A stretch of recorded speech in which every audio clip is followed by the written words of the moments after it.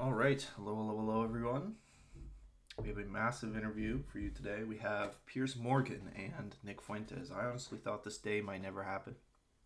I'm very surprised that it's come to this point where Nick Fuentes is actually allowed to go on the Piers Morgan show. So, that being said, I don't imagine this will be an easy debate. I've seen some of the clips. I haven't seen the whole thing, so this is gonna be, for the most part, it's gonna be my honest reaction and take. I'm going to be giving some insight to the points, taking a look at some of the arguments, and kind of analyzing what's going on in this debate. So let's get right into it. You're a New York Times reader, an NPR fan, a Daily Wire subscriber, or an avid consumer of all things Tucker Carlson. For several months now, there's been no avoiding the subject of Nick Fuentes. And let's be clear, the main reason you're hearing about him is because he's popular. A large number of people, especially young men, are interested in what he has to say. What that says about our society and our culture is the subject of ferocious debate. For many people, it's a grave indictment of an insidious immorality. For others, he's a product of a culture which has turned on its own and left many young people feeling listless and bitter. He's either a litmus test for right-wing hypocrisy on free speech or a walking, talking manifestation of where the lines should be drawn. And a frankly preposterous amount of airtime has been spent on debating. So let's, this is important, right? You know, it's the intro, but it is important because it sets the stage for how Piers thinks of Nick Fuentes and why he's interviewing. So he basically says at the very beginning, the only reason we're even doing this is because he's popular. If he wasn't popular, if he hadn't breached containment, as they say, if SCP Nick Fuentes hadn't breached containment, then we wouldn't even be giving him airtime. So right off the bat, he's being very cynical, perhaps a bit realist, you know, so it's a bit of honesty. But, and then his position seems to come almost from like a moderate right wing, you know, yeah, free speech. If you like Nick, you should accept free speech. But maybe that's exactly where free speech needs to have its limits. It's a very neocon, conservative, you know, dialectic where, oh, should we let Nick on? How can we really say we're free speech if we don't let on Nick Fuentes? The fact they even need to have this dialectic or this deliberation about Nick and free speech, to me, is a very center-right position, and we know Piers is not right wing, so this is Piers' characterization of the right wing consensus on somebody like Nick Fuentes, which is interesting. I think he's kind of right, but only if your source is like very old, established, media ingrained, like people who have a lot of media experience, people engrossed and intertwined with money and power. This is how the kind of political, you know, establishment right wing sees Nick Fuentes, and it shows who's in Piers Morgan's ear, who's like telling him, hey, you can interview this guy, but don't let him get away with this, or hey, have him on, but da da da. So we can see already this kind of, in my opinion, elucidates what the debate is going to be like. Everything from his ideology to his sexuality, and whether anyone should actually talk to him at all. If I were writing a glossary entry on the Streisand effect, the free press. So okay, so he shows yeah, that's pretty accurate. That's pretty accurate. So we have the free press who just constantly attacks Trump. They're free Palestine, sure. It's like the one good thing I can say about them. But they were bought up by Paramount, so they're part of Paramount now.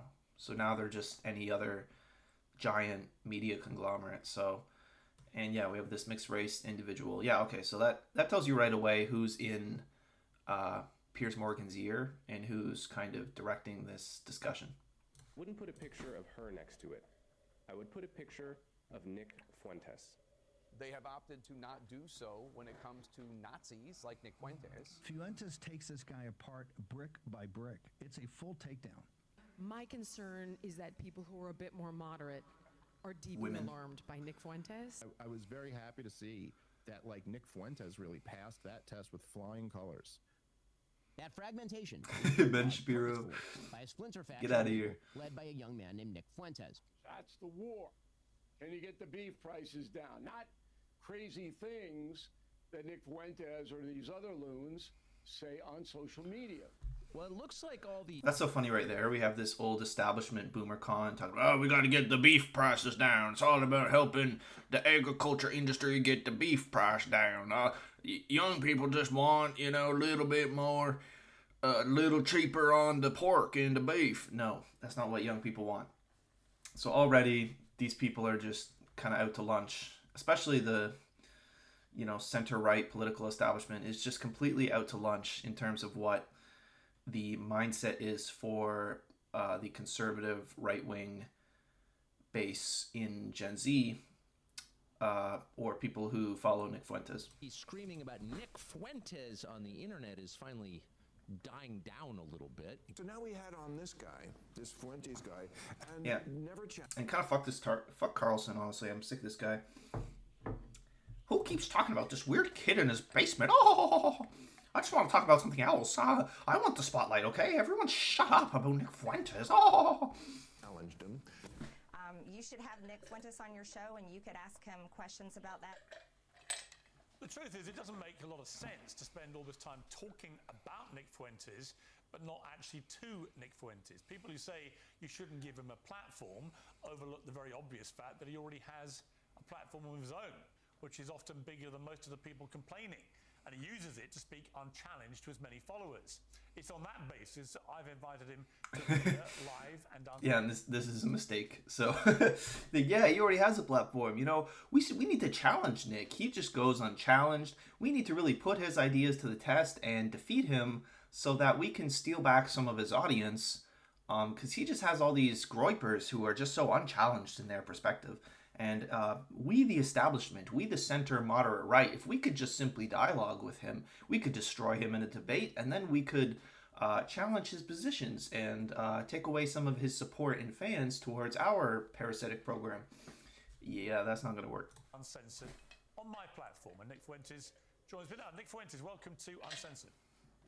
Hi, great to be with you. W. Nick, he's got the Christmas paraphernalia in the background, the Christmas decorations, W.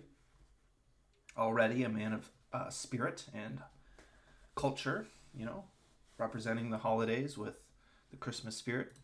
W. I don't know you.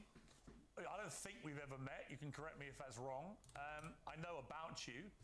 I know that increasingly people are talking about you in a more mainstream environment than you may be used to. So for those of you who know nothing about Nick Fuentes, I want this to be an opportunity to get to the real person. I don't know who that person is, but I do want to use this opportunity to get there. I've seen you talk, as we prepared for this, in exchanges with people and on your show, saying you fear it's going to be very hostile, it's going to be an ambush, all those kind of things. I don't intend it to be overtly hostile. I don't intend to ambush you. I intend it to be an examination of what you said on the record, an examination of what you believe or what you say you believe, and an examination of what... Okay, so anyway, if you're going on interviews like this is a common... He's trying to soften him up. He's like, oh, I'm not here to ambush you. This is super common. They do this this is like playbook. This is like, yeah, we're just going to hang out and we're just going to chat and we're just going to get to know you. We just want to get to know the real you. As soon as they say we want to get to know the real you, what they're actually saying... They're not saying, oh, we're going to give you a fair chance. We're going to ask some nice questions. We're going to, you know, let you explain yourself and treat you in good faith. No. They're saying, we're going to hammer you with questions, and then we're going to assert that that's the real you. We're going to give you a very one-sided, aggressive interview and claim that, well, we're just trying to get to the real you. I mean, this is the real you. You said it. It's on the record. That's the real you. Okay, bye-bye. So... No, but this is a softening up technique so they can play bad cop later. What your rising popularity says about the state of the conservative movement in America. So those are my goals from this interview. What are your goals? Why are you doing it? I thought it'd be interesting.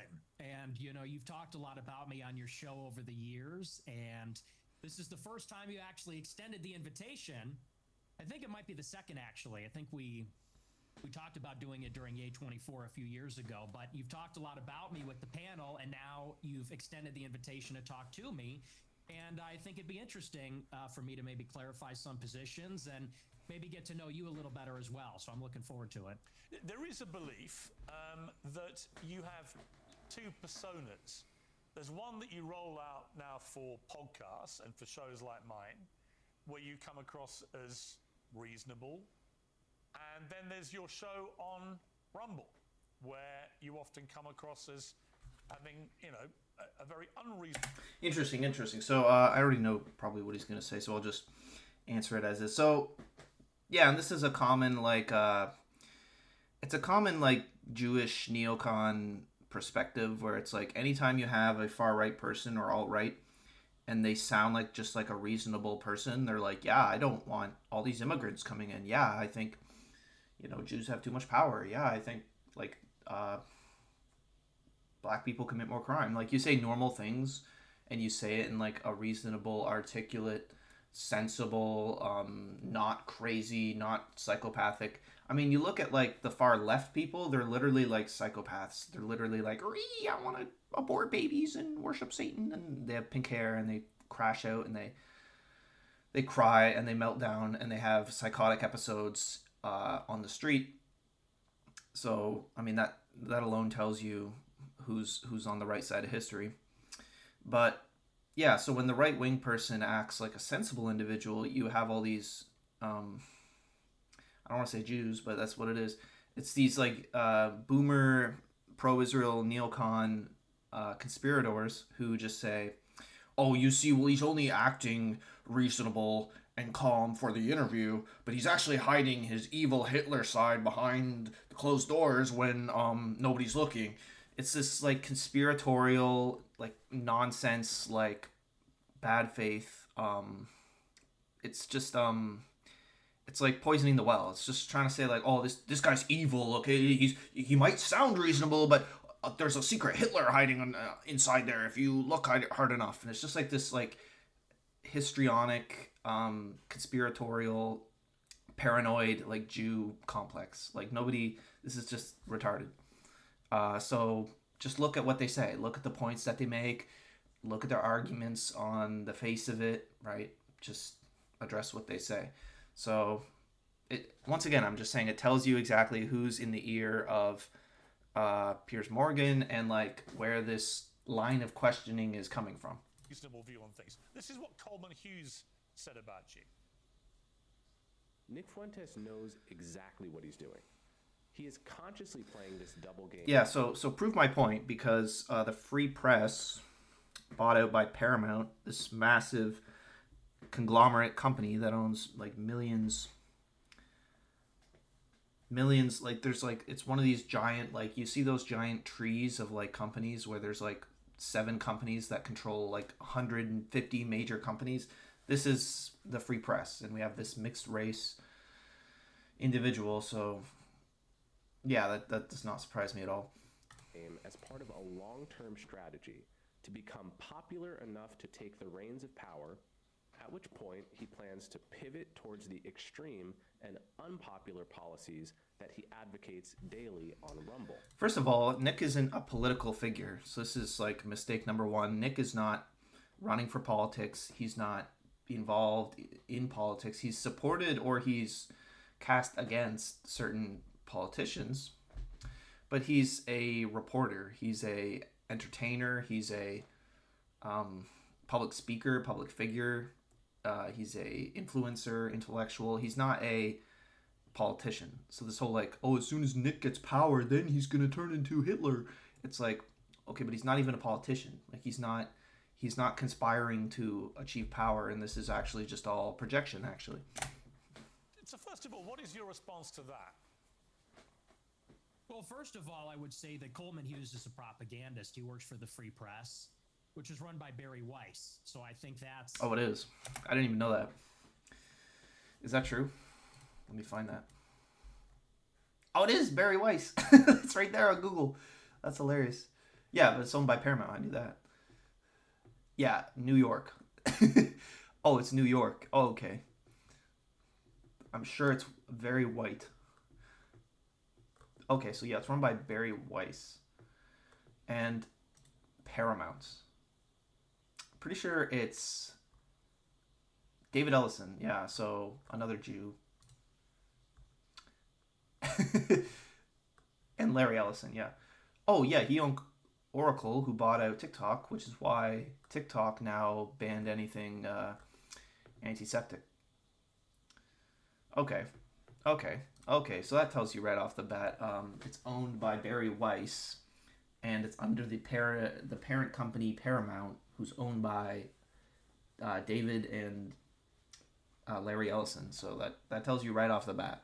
You have to consider the source, and Barry Weiss is a pro-Israel partisan. Free Press is just bought out by CBS for $150 million by Larry Ellison, or his son David Ellison. And so I think that's coming from a particular point of view. We can't pretend like that's coming from a vacuum or from some fixed position. That's coming from a propaganda outlet that's in favor of Israel. That's first. But second, I would say he is right about the two personas. And I think that everybody understands this on some level. On my show, I make jokes and I use rhetoric and I'm hyperbolic because for a long time I had an audience that was small on these like dissident platforms.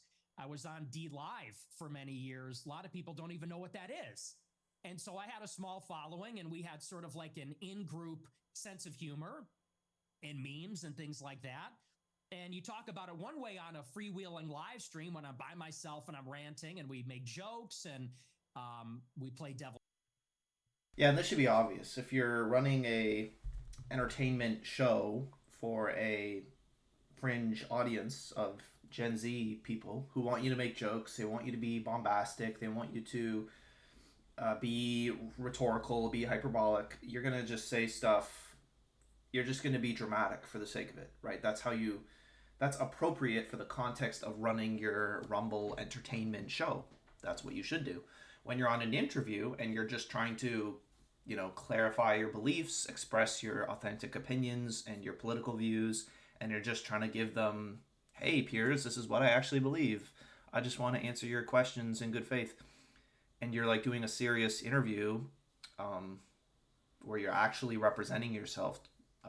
You're gonna take a different approach because it's a different context. So different circumstances means you're gonna approach them differently.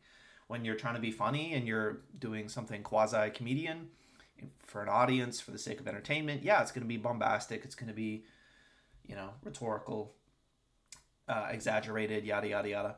And when you're doing something for a serious interview where you're trying to be good faith and express your honest views in a standard, straightforward way as they are, then you're going to take it a different approach. This doesn't make you like a psychopath. You're like, oh my gosh, he has two Macs, guys. He's in one moment he's being all calm and reserved and sensible. Next minute when he's back on his show and nobody's watching, he's Hitler. It's like, first of all, this is stupid because if he was actually trying to conceal the fact that he was Hitler, anyone can just go and watch his show on Rumble.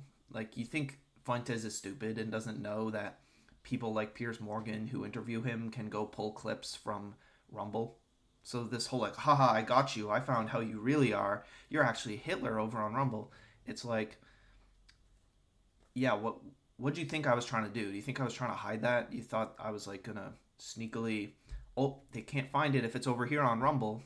Only the 4chan people can find it over here. It's like, no. So you're trying to uncover this conspiracy, but if it was a conspiracy, it'd be the stupidest conspiracy ever because it's just hanging out right over there on Rumble. So no, it's just people like Piers and stupid people in the audience not realizing that there's a different approach that you're going to have depending on the circumstance, and that's going to, that creates the difference that all these people are histrionically freaking out is, oh my gosh, he's secretly Hitler, guys. Advocate, we play with different positions, but then when you sit down in an interview like this one and people ask me a good faith question, what do you actually believe? Well, then I clarify and I say, well, here I'm not joking, here I'm not being hyperbolic, I'm not being rhetorical. I'll tell you precisely what I believe. As far as this idea that I'm going to get power and then turn into Hitler, that just sounds totally insane to me. I'll be honest, it just sounds insane. Do you have aspirations for political power? Not really. I think that if I wanted to run for office, I wouldn't say a lot of the things that I say. I don't know that a lot of people would vote for me. I tend to offend everybody, even a lot of people that like me. So no, I'm a truth teller. I like to tell the truth. I like to do my live stream. Who is Nick Fuentes? Tell me about your upbringing. I know you grew up in the suburbs of Chicago. Tell me about your early years. Early how? Like my childhood or a little bit your later? Childhood, yeah. Well, you can already see where this is going to go. It's going to be the making of a murderer. How did this evil white supremacist happen? How does evil Nazi happen? How did it happen? He had a normal upbringing in Chicago. Let's talk about your childhood. So this is like the Jewish psychologist trying to like make everything about your childhood and like trying to incriminate you and doing this like psychoanalysis on you, like the making, like trying to frame it as though it's this making of a murderer. Let's see how the monster Nick Fuentes came to be. Let's look at his upbringing. Can we find anything in his past that might suggest how he came to these types of views? Did he get, mugged by a gang of black teenagers when he was 10 years old? Let's go find out on the Piers Morgan Show. I grew up in the suburbs of Chicago in LaGrange Park, as you say. My parents are ethnics. My father's half Mexican, half Irish. My mother's Italian. And they both came from a pretty rough upbringing themselves. They both were raised by single mothers, not because of divorce, but because both of their fathers had died. They endured a lot of dysfunction. And I think that's one of the reasons they came together and they related to each other and they wanted to create a normal upbringing for their children. They wanted to have a normal family life. And so they moved out to LaGrange Park away from the city. And they raised me and my sister and really put us first. I think that's a big reason why I tend to have a lot of these family values or Christian values. My mother quit her job and stayed at home to raise us. And so I have a very close relationship with my parents, with my sister. We're a very tight family. And we grew up in a pretty idyllic town. And maybe we can sort of get into a conversation about politics from this. I loved my upbringing. My mom stayed at home. My dad was working. We're in a mostly white suburb in Chicago. Everybody was maybe half Catholic, half Protestant. It was a baseball town. I played baseball for many years. And notice what Nick is doing. He's being very smart here because this is framing. Piers is trying to set the stage, collect the background, and do a framing of a murderer thing. So he's looking for anything where there's hate or bitterness or hurt or trauma, which is what all these, psychologists try to do. It's all you've been through all this trauma, and that's why you're this nasty anti-Semite. No, and so Nick is actually flipping that on his head, and he's saying, actually, I had a really nice upbringing. My mom stayed home to take care of me. We grew up in the suburbs, not in the city. It was safe. It was a nice place. I really liked my white neighborhood. We had a baseball field, and we all hung out and played games and, played outside, and it was all kumbaya. And so it's a framing of like, no, my views are not because I'm bitter and hurt. My views are because I want to protect the thing that I love and care about, the thing I grew up with, the thing I'm now watching disappear or watching erode right in front of me, right in front of us. So it's actually very smart because it's framing it not as I'm bitter and resentful and I'm getting revenge, but instead I have a lot of love and nostalgia for my childhood and the country of my childhood, and I'm trying to preserve and protect that. In Chicago, we love our hot dogs. We have our baseball parade and get a hot dog. And so I love where I came from. I love the city. It's a working class city. I love the people here. They're very good, humble, down to earth, decent people. And I guess I had my political, not to jump ahead, but this is a big part of where my political awakening came from. I sort of left this bubble, if you could call it that. And he's very smart to jump ahead because Piers is also technically jumping ahead. Piers is playing a step ahead as well to try and frame Nick a certain way. So Nick is just returning the favor, jumping 2 steps ahead and completing the framing in a positive light before he can spin it into a negative light. When I went to college in 2016, I went to Boston University. And I read a lot of things online, and I realized the country does not look like LaGrange Park. It doesn't look like Western Springs or Hinsdale or Elmhurst. It looks very different. The country's undergoing a radical transformation because of immigration. And so I saw that and I said, this is not really a desirable change. I don't like the south side of Chicago or the west side or LA or certain parts of Boston as much as I like where I came from. And I guess that's what made me an American nationalist. I said, I want to preserve my home and the things that are familiar to me and the things I like about my home, what makes it America. So that's a little bit about my background. I don't know where you want to go with that, but that's kind of where I came from. My first obvious question is, were your parents immigrants to the United States, or were their parents, or were their grandparents? Okay, so I already know where he's going to go with this. He's going to say, oh, but your parents were immigrants. How can you be against immigration when your parents are immigrants? We'll just let him get into it, but it's just like level 1, easy, super basic, the super like elementary leftist talking point. How can you be against immigration when your parents were immigrants? Da da da da da. Ha ha! I got you. In other words, at some stage, I presume there were immigrants in your family who came to the U.S. Is that correct? There were. I believe my mother was 4th generation and my father was 3rd generation. So their ancestors came here on my mom's side in the 1860s, I believe, the first wave of Italian immigration. My father's ancestors, I think they came around at the turn of the century in 1900. So your view of immigration, and we'll get to the specifics about your views on immigration, are they not affected at all by the fact that if it wasn't for immigration, you wouldn't exist as an American? It's weird for him to say, so now he's trying to try it back into the earlier framing. He's saying, well, isn't your views at all affected by the fact that your parents were immigrants? It's like, no.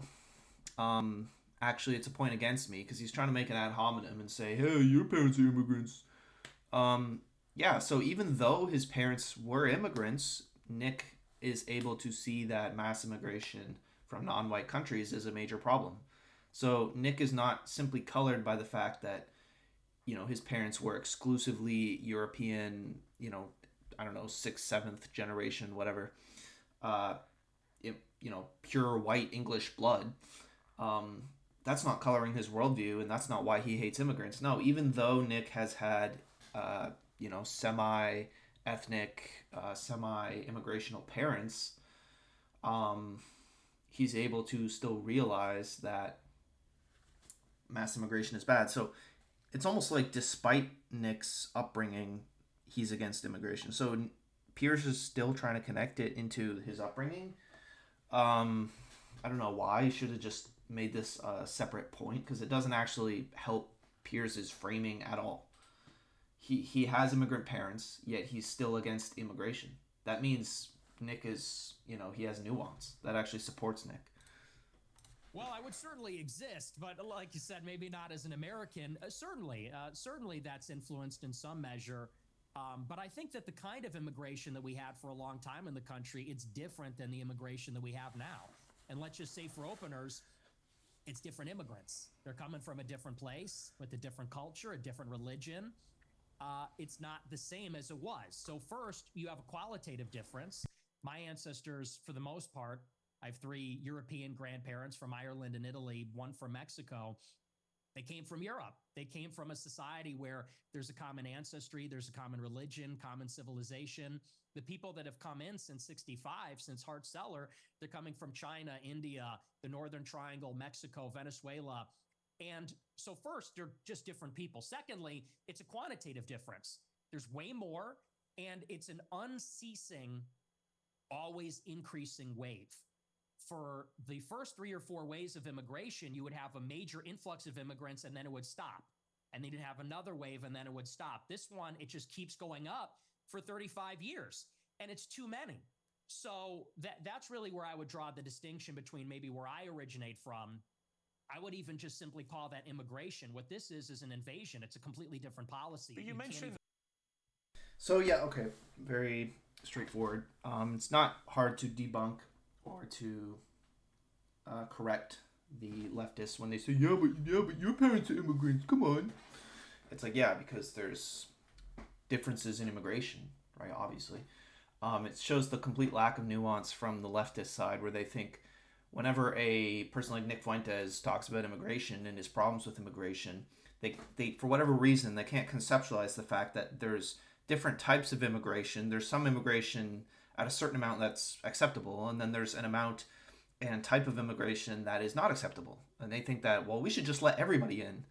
And they then come to stupid positions like this, like even if they're illegal, that we should not deport them. You see them now attacking ICE. You see them now freaking out against Trump, calling him, oh, he's a fascist because he's just deporting people who are here illegally.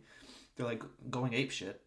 And the left has become completely morally bankrupt because it's completely lost its ability to participate in nuance. Say, yeah, too much is a bad thing, but there is a healthy amount. There's there's good types of immigration, maybe from Italy, from Ireland, from France, from England. These are nice places to have immigrants from. Even Japan, even some Asian countries. It's nice to have some smart, educated East Asian immigrants. But Somalians and Africans and Indians, we don't want them, frankly. Those aren't the same type. That's not in terms of qualitative differences, they're not the same. So this is just the leftist being stupid and thinking that the word immigration always has to mean the same thing. If you're for immigration, like they think it's binary. It's either you're completely for immigration and you have to let all the illegals in, all the legals, all the illegals, all the Somalians, a billion Indians every year, or you have to be anti-immigration, which means you hate everybody who's not 100% white. And they can't conceive of the fact that there's people with a position in the middle, that some immigrants are okay, and then there's other immigrants, like the ones we see today in the 2020s, that are not okay. So it's just leftists being extremely binary and not understanding nuance, which has led to them assuming some completely absurd positions, which has made them very unfavorable, losing people who have now become center-right, such as Jordan Peterson, Joe Rogan. They kind of started their whole careers by being frustrated with the leftist paradigm not being able to accommodate nuance. All right, but you mentioned Mexico in that list, and your father is half Mexican. So, yeah, I mean, by your criteria, part of the invasion would include your father, presumably, and his immediate descendants who came from Mexico. Well, no, because the invasion is not just the fact that they come from Mexico. It's the modern quantity of immigrants coming from Mexico. So it's in a modern context, that's the invasion, and it's the amount. So if you have a few people from Mexico, that's not an invasion. But if you have like millions and millions and millions coming from, Mexico and India and Somalia, whatnot. Yeah, if you have millions, then that is an invasion. Yeah. So just because his dad's Mexican doesn't mean he's part of the invasion, because he wasn't part of a wave of millions and millions and millions in the year 2020 from these types of, countries in the modern day. So So Piers is just wrong there. Not really true, because when my father's ancestors came here, it was a small fraction of the total immigrants that came from Mexico. I don't believe that we should have zero immigrants forever, or even zero immigrants from non-white countries. But you have to draw the distinction. My father's father, he was here in the 40s and 50s. It was his parents, or I believe either his parents or grandparents, that came here even earlier. Up until 1965, 90% of the immigrants were coming from Europe. I have no problem with that. If we have 10% of them coming from Mexico or Latin America, maybe that's reasonable, but that's not what it is now. Now you've got 10 million illegals in 4 years under Joe Biden, and you got millions more legal immigrants from China, India, Venezuela, El Salvador, and it's so many with no break for assimilation, and they're all from non-white countries. It's transforming what America is. And again, that's the distinction. That's what makes it unacceptable. I always believe everybody is a product of their environment. Right? I've interviewed thousands of people. Maybe 3, 4, 5,000 people from all different walks of life. But the one common theme I would say is everyone's a product of their environment. And I was reading some stuff about you in the last few days. Okay, so notice how Piers did just not respond to that at all. He's just now pivoting to a completely new topic, which is really weird because he tried to tie the second exchange into the first exchange, and now this third exchange is just completely detracted from the second one. So Fuentes gave a completely sensible answer. Yeah, there's a difference in the type of immigrants. And so Piers is just going to completely ignore that, completely sidestep that, which is why we don't take you seriously, Piers, when you say, well, I'm just trying to get to know the real Nick Fuentes. I'm just trying to be honest and find out what you really believe and find the real person behind this Nick Fuentes. Nobody believes you because when Nick gives you something about what he believes, you don't investigate any further. You don't question him. You don't ask clarification questions. You don't engage in discussion at all. You just pivot to, okay, well, I couldn't pin him with that. He gave a pretty sensible answer that he was able to defend pretty well. I don't think I'll be able to get him here. I'm just going to pivot to this new point of attack, which, I don't know, to me seems generally dishonest. There was an episode of your podcast where you talked about your father, Bill Fuentes, and how he wouldn't take the family, including you, to certain restaurants because he believed they were associated with African Americans. We would be deciding where to go to eat, you said. What are we going to do for dinner tonight? It was a running joke. Me and my sister would say Applebee's, and my dad would say we would never eat at Applebee's. Not in a million years should you be caught dead, Fuentes said about Applebee's. Go to a different restaurant, a local restaurant. No Applebee's, no Red Lobster. That is commonly known as black fare.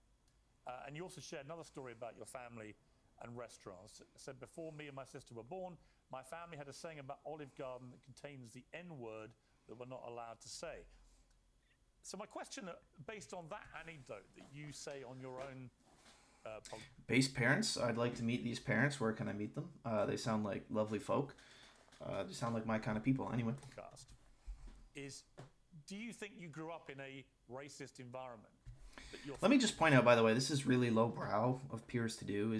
So there's all these things Nick Fuentes has said, and he literally premised the interview by saying, I just want to get to know the real Nick Fuentes. Or I really want to get to know the real you see? And then he starts attacking his parents. Okay, so now you're going to go after his sister and what his dad said and what his mom said. Okay, well, how is Nick supposed to respond to accusations about what his parents said? Nick is not his parents. He can't step in to defend his parents' positions because Nick is not his parents. So Nick can only clarify and defend what he has said. He can't defend what his parents said or what they possibly meant by it. It's just lowbrow to attack and levy an attack, a character attack against somebody who's not even in the room. I mean, his dad and his mom, his sister, didn't even consent to be involved in this interview. So Piers is bringing this up in this public space, this on his own show, on his Piers Morgan show. He's bringing up people who didn't even consent to be involved in this interview. Nick did. Nick consented to be here, so he consents to be examined and challenged, but his parents didn't. So it's very lowbrow and very Jewish, in my opinion, to attack someone's family when they're not even there. It's just very lowbrow, no honor, no class. It's like, okay, Piers, you're gonna go after my dad. You're gonna go after my mom and my sister. Okay. I'd be kind of upset, like, if this was, and this is a general, like, obvious no. You just don't do this. You don't go after people's parents or siblings or children and attack them because they're not there to defend themselves. Like, Nick can't speak on behalf of his dad and say, well, my dad really meant this. He didn't mean that. He can't really do that because he's not his dad. He doesn't know what he meant. He's not inside his mind. It's this, like, assuming intentionality, which we can't really do. Father was inherently racist, and that thought process moved to you. Well, I would say it's a new low. I've been attacked for being a racist many times, but to attack my father, to attack my parents based on anecdotes. Yeah, like his dad probably has a job, right? Like, his dad has a job. His dad has a livelihood. He's taking care of his mom still. Like, Piers Morgan, you have a large platform. This is very irresponsible of you to weaponize it to go after Nick's parents, who are just innocent folk who didn't do nothing wrong. Like, they're just living their lives. They go to work every day. All of a sudden, they're being blasted on social media. They might lose their jobs. Their employers might get wind of this. They might get pressured. They might get called from leftist extremists who hate Nick and want to attack his family. You've now given them ammo to go attack Nick's parents. Like, poor them. They didn't consent to any of this. Like, yeah, this is very irresponsible of Piers to bring up this question in such a way. It's really slimy and disgusting. I would say that's sort of a new low. Hang on, it's your anecdote. Yeah, but he's not here to defend himself. You are. And my parents are. Yeah, but you're questioning his behavior. So you're bringing it into question. Nick can only speak for himself, so it's not relevant. It's not something Nick can actually defend, so it shouldn't be relevant to the debate.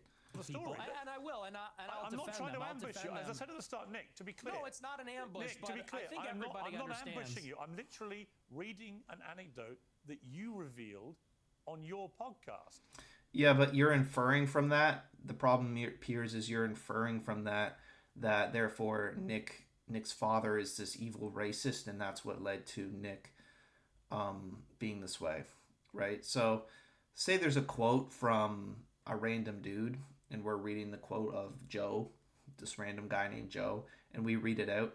It's one thing to read it out, because yeah, he said that, but we have to take prudence and be considerate and be like, okay, we don't know, we're not talking to Joe right now. We can't ask Joe exactly what he meant, what the context was, what was said before that, who he was saying it to, whether he was drunk, whether he was being funny, hyperbolic.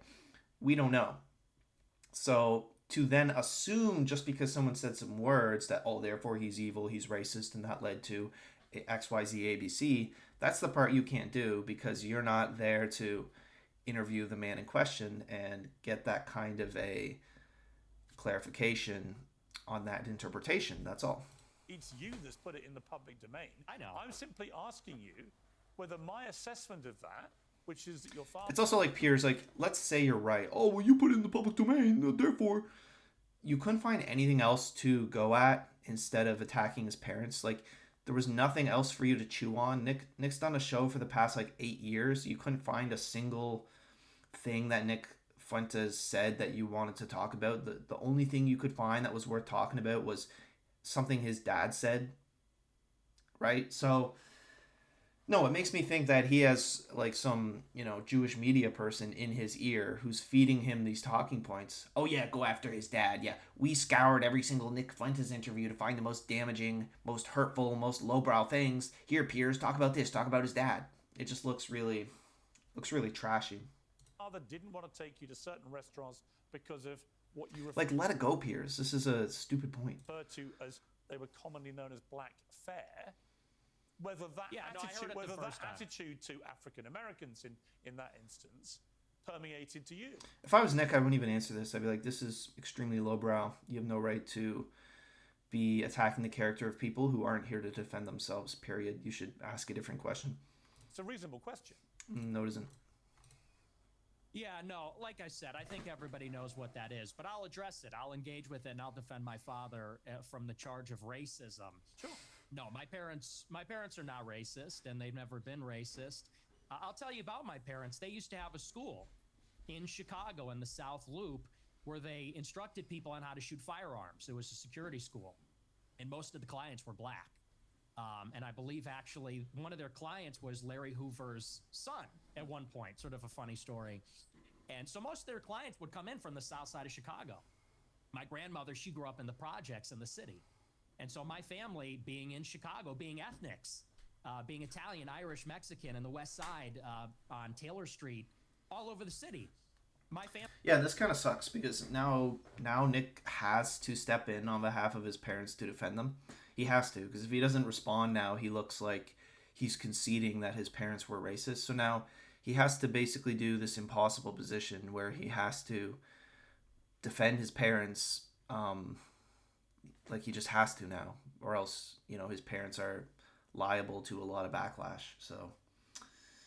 So smart of Nick to engage with it and be straightforward, but now he has to play this very dangerous game where he has to not pretend, but he has to, because I think Nick, if someone was accusing Nick of being racist, he'd just say, yeah, I'm racist. But now he has to defend his parents from public accusations and real world consequences. So this will be interesting.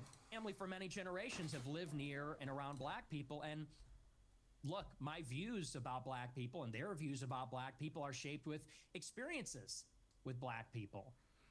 And what they will tell you, what my parents would say if they were here, is that for many, many years, the older generations of black people were very respectful, very humble, very decent. In fact, my grandma used to have an anecdote. She grew up in a lot of dysfunction. Her mother was mentally ill, and they would be having dinner in the projects, and there'd be so much chaos and dysfunction and disagreement and fighting. And she would look across the way out the window at a black family in the other apartment, and they'd be holding hands around the table saying grace. And this is sort of the culture that used to prevail. But now what you have... People forget that. There used to be a very strong Bible Belt Protestant ethos amongst the black community. Now it's been replaced with drugs, crime, Hollywood, music industry, degeneracy. And yeah, people forget that. So that's a good point. Have in the city is that there's no accountability for the black people. And now Chicago has become a complete dump because these teenagers go out and they take over the city. They call them teen takeovers. That's the euphemism for it. They're teenagers, but they all come from the same neighborhood. They drive up there and they mug people and attack people and they destroy cars and destroy shops. We had the Festival of Lights a couple of weeks ago. It's supposed to be a family event. And they light up the trees and they, there's a big parade. I was in the parade one year and you had a bunch of black people there shooting each other. 7 people shot, a 14-year-old killed in the Magnificent Mile. And I know there's a lot of black people that feel the same way about this. They say, we've lost control of the city and we're looking for accountability. We have a lot of black people that are always outraged about racism, outraged about attitudes from white people, but they're never ashamed of some of these behaviors, never ashamed. Yeah, offended by everything, ashamed by nothing. Yeah. To some of the things that go on. And that's why I think there's a lot of negative attitudes these days. And so, again, I think those attitudes, you say I'm a product of my environment. I am. And so are my parents and my grandparents. Unlike you, because you're not even American, in Chicago, we have to live in a big, diverse city where there's a lot of different kinds of people. And I think anybody in Chicago will tell you the same. I live in London. It's one. You're not working class. You've got a multi-million-dollar company. You're living in probably gated communities in London. You're not in Chicago. You're not working class. You're not living, breathing with the people. So don't get on your high horse and act like, oh no, I live in London. London's very diverse and I like it here. And I like the immigrants. No, you're some rich, gated community prick. Don't be acting like you're... I hate this. I hate to use language and be angry here, but I do hate it when these rich, media type millionaire public figures be all like, oh no, I'm working class too. I love the diversity. I'm from London. Have some self-awareness, Piers. This is embarrassing. One of the biggest and most diverse cities in the world. But it's not the same. Well, actually, it's a big, diverse city. The only difference is we don't have the gun violence because we don't have guns. That's a whole different story. I don't want to get into that with you. I have got into that before in America. You got a knife problem. You got sword problems. We have problems with Aladdin. We have problems with violent crime. Yeah. I make no pretense of it. So the idea that somehow I'm cosseted in London because I'm not in Chicago. I didn't say that. Well, you kind of implied it, but I guess my point about the... Let's go find where he lives, right? Where does Piers Morgan live?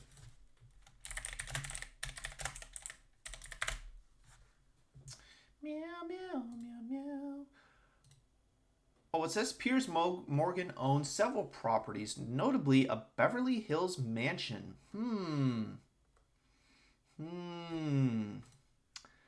I live in a very diverse city, yes. I have to deal with immigrants all the time. Oh, really, Piers? Then what is this? What is this giant property with a giant mansion surrounded by a big old fence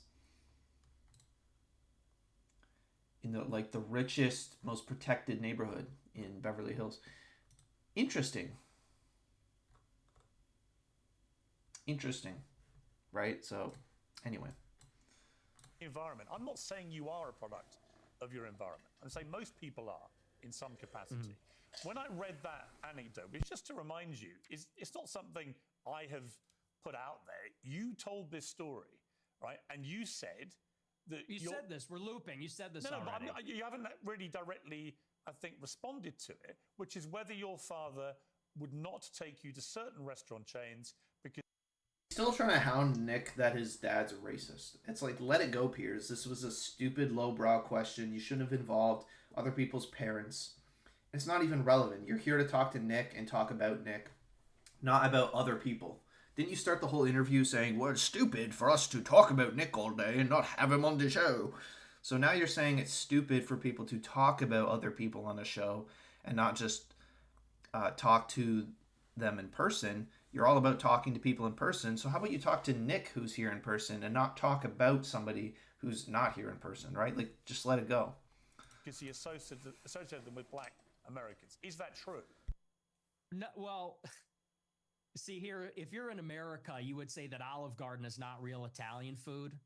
Applebee's, TGI Fridays, this stuff is a load of crap. My dad was just a food snob, but no, it's got nothing to do with that.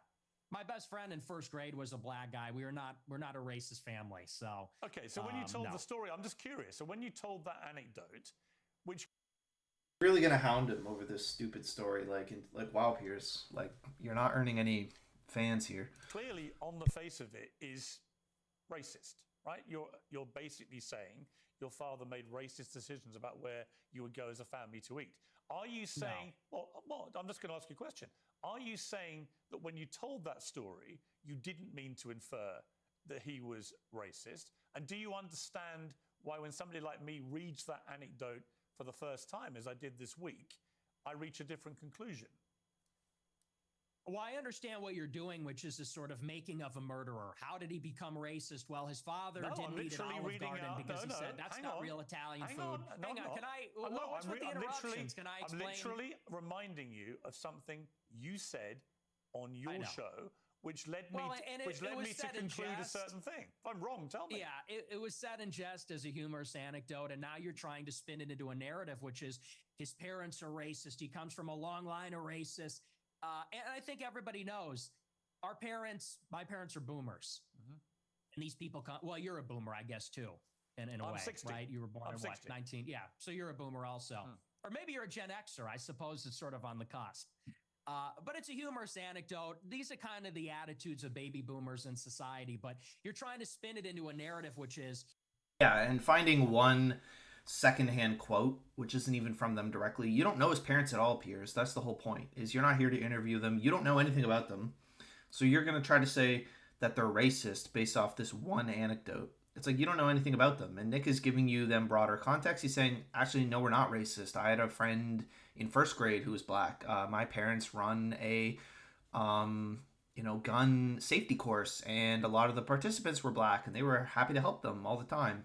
So Nick is actually just setting this straight. He's saying, actually, no, my parents aren't a bunch of like evil racists. You're trying to take this one anecdote and build an entire narrative off of it, and that's just dishonest. It's just one anecdote, and you don't even know the context behind that anecdote. Maybe it was a joke. As Nick's saying, it's because his parents were foodies. They're Italian. They're very persnickety about their food, and they do a lot of quality control and care a lot about the quality of their food. That's all there really is to take away from it. You're a product of your environment. Your dad's racist because of this joke. Now you're a racist, and I don't think that's a fair characterization. Okay, people can make their own minds up. They can go back and listen to you say it. I mean, the beauty of what I'm going to talk to you about in this interview is that almost all of it is just going to be reminding you. Yeah, but just because Nick said it does not mean that it's a fair characterization, because you can cherry pick and select the evidence to make anything look to be the case. So you can take any amount of data and cherry pick it and select it and rearrange it and organize it and present it in a particular way to make it say anything, right? Anybody who does statistics knows this. So just saying, well, yeah, but it's the data. It's what you said. It's on your show. Yeah, you can take anything from a show that's been going on for 8 years and arrange it in a particular way and selectively show certain things with limited context that we don't have access to try and infer anything. But you're dishonest because you're not just presenting random things you found. You're trying to spin a narrative. So don't pretend like, well, I'm just trying to give people evidence. No, you're trying to selectively give certain pieces of evidence to build a narrative. So you're being a stinky boy. What you have said and asking you what you meant. Your position about that story is that it was a joke, okay? I want to come to something else you said. This is where you talk about Jews, women, and blacks. Let's just take a listen. They're always coming up with, no, it's not the Jews. No, it's not women. No, it's not blacks. It's actually really complicated. No, it fucking isn't at all. Jews are running society. Women need to shut the fuck up. Blacks need to be imprisoned for the most part. And we would live in paradise. It's that simple. Peak clip. That was amazing. I can't believe Piers actually sent that because that was fucking awesome. That's one of my favorite clips from Nick. And it's so true. It's the conservative, center-right, liberal, Jordan Peterson tendency to hyper-complicate things and act all sophisticated by saying everything's complicated. Well, it's complicated, you see, and well, I don't know. It's like, yeah, but it isn't. It's a fallacy. It's an appeal to complexity. Say, well, reality has to be complex. It can't just be explained in simple terms. Which is not true. There can be a complex angle, and there can be a simple, consensus. There can be a simplified, what's the word? Not conscription. Condensed. Paraphrase. There can be a paraphrase of something complicated. There can be a simplified narrative behind something complicated. So something can be simplified and it can be complicated, right? But it's a fallacy just to say that, well, reality is complex, and my answer is more complex, so therefore it's right. And it's like, no. And it is true, like what Nick is saying is like, that is the essence of the problem, is we have Jews, women, and black people, and not just black people, it's Indians, it's Muslims, it's all these immigrants kind of ruining everything. 100% right. Okay. Would you like to clarify what you meant there? That's all true. That's 100% true. Everything I said in that clip is true. Including that blacks need to be imprisoned for the most part. Yeah. Yeah. Yeah. Yes. Yes, 100%. Well, all of them? Well, for the most part, you nigger. Like, come on, did you not hear that part? No, for the most part. What does the most part mean? What percentage of American blacks would you like to see in prison? Whatever the percentages of the murderers. I think it's 1 in 20. You got to think, though, for every one that actually commits a crime that we catch, there's like a dozen of them that are shoplifting and stealing from the doctor's office, stealing prescription drugs from the doctor's office in the waiting room, that we don't catch, right? So, no, it is an epidemic that is racial. It is, the black race is a fucking problem. They are a menace on our society. And yeah, like a significant portion of them need to be put in jail. Black men will... Not even that, I just say deport them. Like, we don't have enough space in jail to house all of... Unironically, we would not have enough space in jail to house all of the black and brown migrants committing crimes in our country. It'd be... And it's too expensive. We should really just be deporting most of them. Commit a murder in their lifetime, so maybe let's say that, 5%. Oh, so you're talking about black people who murder people? Yeah. Oh, absolutely, yeah. But you didn't say that. That's you just said problem. blacks need to be imprisoned for the most part. You didn't clarify that you were talking about black murderers. Right. No, you're right. That's a good addition to that. That's a great point. Yeah, it's not as catchy if you say 5% of the blacks who are black murderers need to be put in jail for the most part. It's not as catchy of a statement, is it, Piers? Do you think it's like, yeah, if you're not being hyper precise in everything you say all the time, then therefore you're not allowed to say it.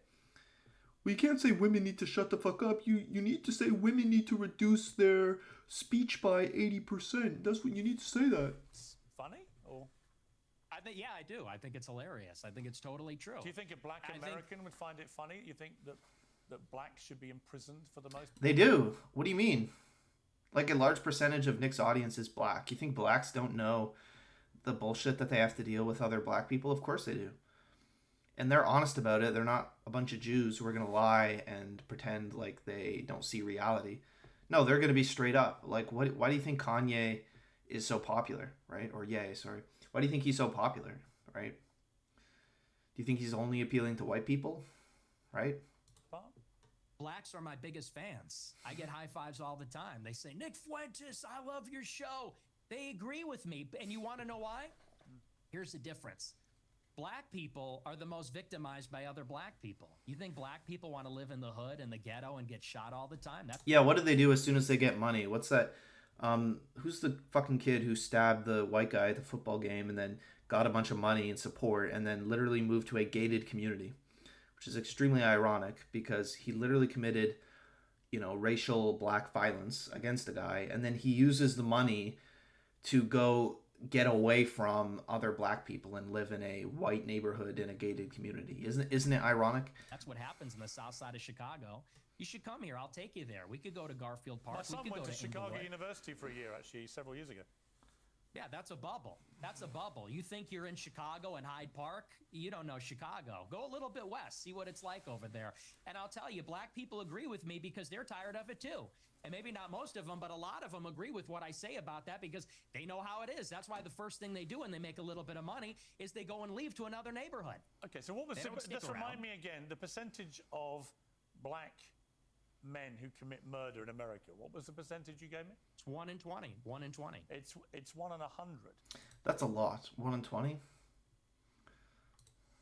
No, it's 1 in 20. No. Less than 1 in 100 black US men commit murder. That's the most up-to-date crime statistics. That doesn't sound right. I don't think that's right. And here's the thing, like, you'll have some, like, Jewish statistics, like, clogging up your Google search.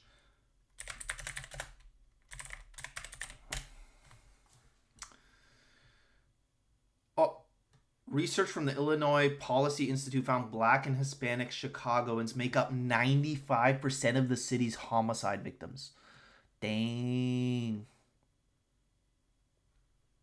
95%. Ooh.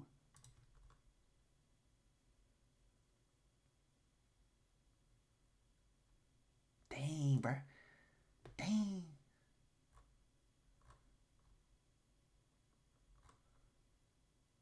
Sure. Okay, but that doesn't sound right. It's got to be way more than that, Piers. You're tripping, bro. That's not true. I've seen other statistics. They say 1 in 20 will eventually commit a murder. So your rate means that you're saying that 5 times as many black men commit murder as the official crime statistics say.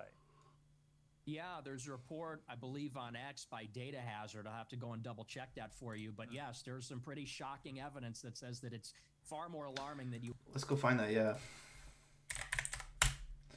Ba, ba, ba, ba. Ba, ba, ba, ba, ba. Dun, dun, dun, dun, dun, dun, dun, dun, dun, dun, dun, dun. Let's look, guys. Muslims in USA. How deep the media bury the race of a murderer in their articles. This is actually cool. London, Muslims in USA.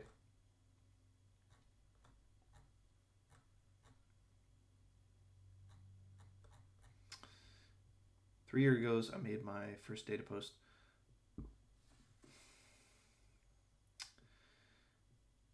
Interesting. White male, murder per 100,000, 5.2. Black male, 95.5. Whoo! Projected lifetime, 4,508. Holy fuck. 95 to 5. Hoo-hoo-hoo.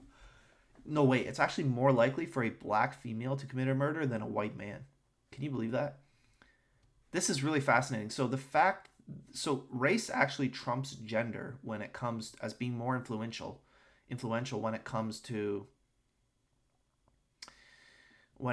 to murder. That's crazy. So even though it's a male to female, even though she has a female nature, which is supposed to be passive, she's still more likely to murder because she's black than a white man. That's crazy.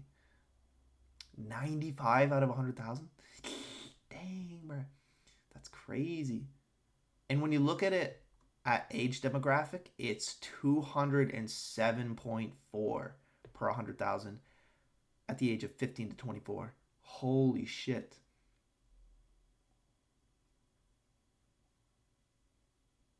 That's insane. Wow. Wow. 8.3 versus 207. That's 12x. They're 12x more likely to murder. I've never seen stats this crazy. Is this real? It's from the FBI, 2021. So the projected lifetime is 4.5 thousand out of 100,000. So that's 4.5%. So that means 4.5% of black people will murder somebody. So that's almost 1 in 20. That's pretty crazy. Whereas white people, it's 0.2%. 0.2% versus 5%. That's literally like 10x. That's insane. That's insane. Holy shit. So yeah, okay. It's from the FBI, yeah. You would think. Okay, but you would accept that the official crime statistics are 1 in 100? Or you wouldn't accept that? Well, where's it from, Piers? You didn't even cite a source. What's your source? Statistic. I don't know. I don't have it in front of me, but I've seen other evidence. Like I said, Data Hazard on X, I believe, produced a report about a year ago. It said 1 in 20. But, I mean, whether it's 1 in 20 or 1 in 100, that's a lot of people, Piers. I mean, Sure, this is a lot of white problem. people commit murder too. Okay, wait, but think about this. 14% of America at 340 million. So roughly 15 out of 100, which is 3 out of 20. So it's about 3 out of 20 for 300 and, what's the U.S. population? It's like 340 million or 350. 340 million, yeah. So 340 million times 0.14 times 4.5 divided by 100. That's 2 million murders. Whoa. So out of the population, that's 2 out of 340. That's wow. That's crazy. That's 2 million murders. Wow. That's insane. That's literally a genocide being done by black people. Black people are literally carrying out a genocide just by existing. The existence of the black population in America is conducting a genocide for every generation to the amount of 2 million for every single population of black people. That's crazy. Well, they do, don't they? Okay, but it's about proportionality. I mean, white people are 65% of the population. Blacks are 13%. And I think anybody would tell you that more black people proportionally commit violent crime than white people, and people vote with their feet. People would rather pay a much higher. And it's dramatic. It's 12x. It's 10x. It's not like a little bit. It's like 8 out of 100,000 versus 210 to 100,000. It's like astronomical. Property tax. Most mass what's shootings. with the interruptions? I'm sorry. Thank you. I appreciate that. You know, you look at in Chicago, in New York, these neighborhoods are so stratified. People would rather pay a high tax rate. They'd rather pay a much higher property value to live in a less diverse, less black neighborhood because they don't want to live around the violence. And I think that when you look at even on the public transit, the subway, the blue line, you know, people don't want to go there because they know who occupies and menaces the public transit. It is these people like Daniel Penny had to deal with. It's people like Irina Zarutska had to deal with. And that's just the uncomfortable reality. You've also said you don't want to live near black people. Let's take a listen to this clip. I'm a new generation of white person. I'm not living around blacks. Sorry. You know. Yeah, well, think about it this way, Piers. If you have a daughter, you know, let's say I'm a married man. I have a wife, 5 kids, and a daughter. And am I going to put them at jeopardy? Am I going to put them in jeopardy? Am I going to put them at risk just to appease you? Just because I don't want to be called racist? oh, please don't call me racist. Okay, kill my daughter. I'm going to put my daughter at risk every day, have her walk down the street to the bus, potentially get kidnapped and raped and mugged by, beat up, robbed by a group of black teenagers. Yeah, no thanks, actually. No thanks. Call me racist all you want. And this is a mental trick, guys, if you're a white person and you're trying to think, how do I justify being racist, or how do I get out of the shame and the guilt-tripping trap that leftists will set, is think about it from the perspective of you're a parent who's responsible for your daughter and your son and your wife. What decisions would you make? What would you put up with for their safety? It's like, yeah, I don't give a fuck if you call me racist. Call me racist all day you want, because who gives a fuck? As long as my daughter is safe, as long as my kids, wife, family are safe at the end of the day, I don't care how racist you want to call me. Yeah, I'm not living around black people. I'm doing everything I can to keep my children safe. Yeah. And if you don't, you're actually a negligent, irresponsible parent who's putting your child in harm's way. So there you go. I want white kids, and I don't want my white kids bringing home black people to marry. It's racial for me. And call me racist. Oh, very Christian of you. I don't give a fuck. I mean, it couldn't be clearer, really, unless you want to say that's another of your jokes. But you're basically saying, yeah, I'm a racist, aren't you? Yeah, I'm fine with that. Yeah, 100%. Yeah. I mean, why not? I mean, it's weird you'd even say that. Like, as, oh, he's going to apologize for that? Like, what'd you expect? You're fine with saying you're a racist? Totally. I think everybody's racist. I think everybody, if we're being honest, is racist. I think everybody, the only people that aren't racist or pretend not to be are white people, to their detriment. Everybody else is racist. But earlier in the interview, you got aggrieved at the idea that your father was a racist. You wanted to make emphatically because sure my father's... He's not. Because my father doesn't share my same views on that. So he's the exception to the everyone's a racist. Well, everybody's a little bit racist. You're right. So maybe everybody... The difference is you're attacking my father. You know, he could get fired from his job. I'm not attacking your father. You are. No, I'm not. I don't know your father. And to be clear... I hate this Piers cuck. I'm not attacking your father. Yeah, you are. You're like, he has a job. You're putting him in harm's way. He could have a campaign of people trying to get him fired from his job. He could have people come visit his house. Like, Nick has literally had assassination attempts made on his life over political stuff because people think he's a evil racist. People tried to kill him. So you don't think that there's a system, there's an what's it called? Not an ecosphere, but something like that. There's an environment of leftist people who want to commit violence against Nick Fuentes and racist people like him who are close to him. You don't think they would go after them and try to kill them? So this is just like, you could get his dad killed, Piers. Like, if there's an assassination on Nick's dad, that will literally be your fault, Piers, because you aired it out and you tried to pin his father as a racist on this live television stream. I have no knowledge. And that's not even implausible, because Nick literally had an assassination attempt on his life for his political views.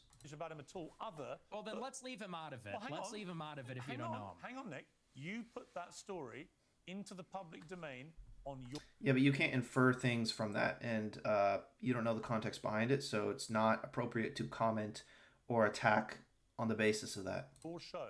I'm simply reminding you of what you told everybody, millions of people, about your father.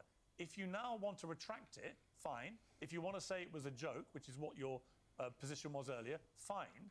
But I'm allowed to put to you things you've said publicly. That's not unfair. That's not me targeting your father. You put that story about him out there. You know what you're doing. You know what you're doing. I'm asking you about a pretty shocking anecdote, which to me... Yeah, well, Piers is like really hammering home this losing point. Like, you're not going to win this, Piers. You are, breaking the custom here by going after people's parents, by going after people's family who are not there to defend themselves. That's a really low move. That's a really lowbrow move. Looked like you were saying your father made decisions about where you as a family would eat based on skin color of people who worked at these places. If you say, or use them, if you say that is not what you meant, that's fine. You can respond any way you like. But the idea I can't ask you about it without you saying I'm attacking your father is ridiculous.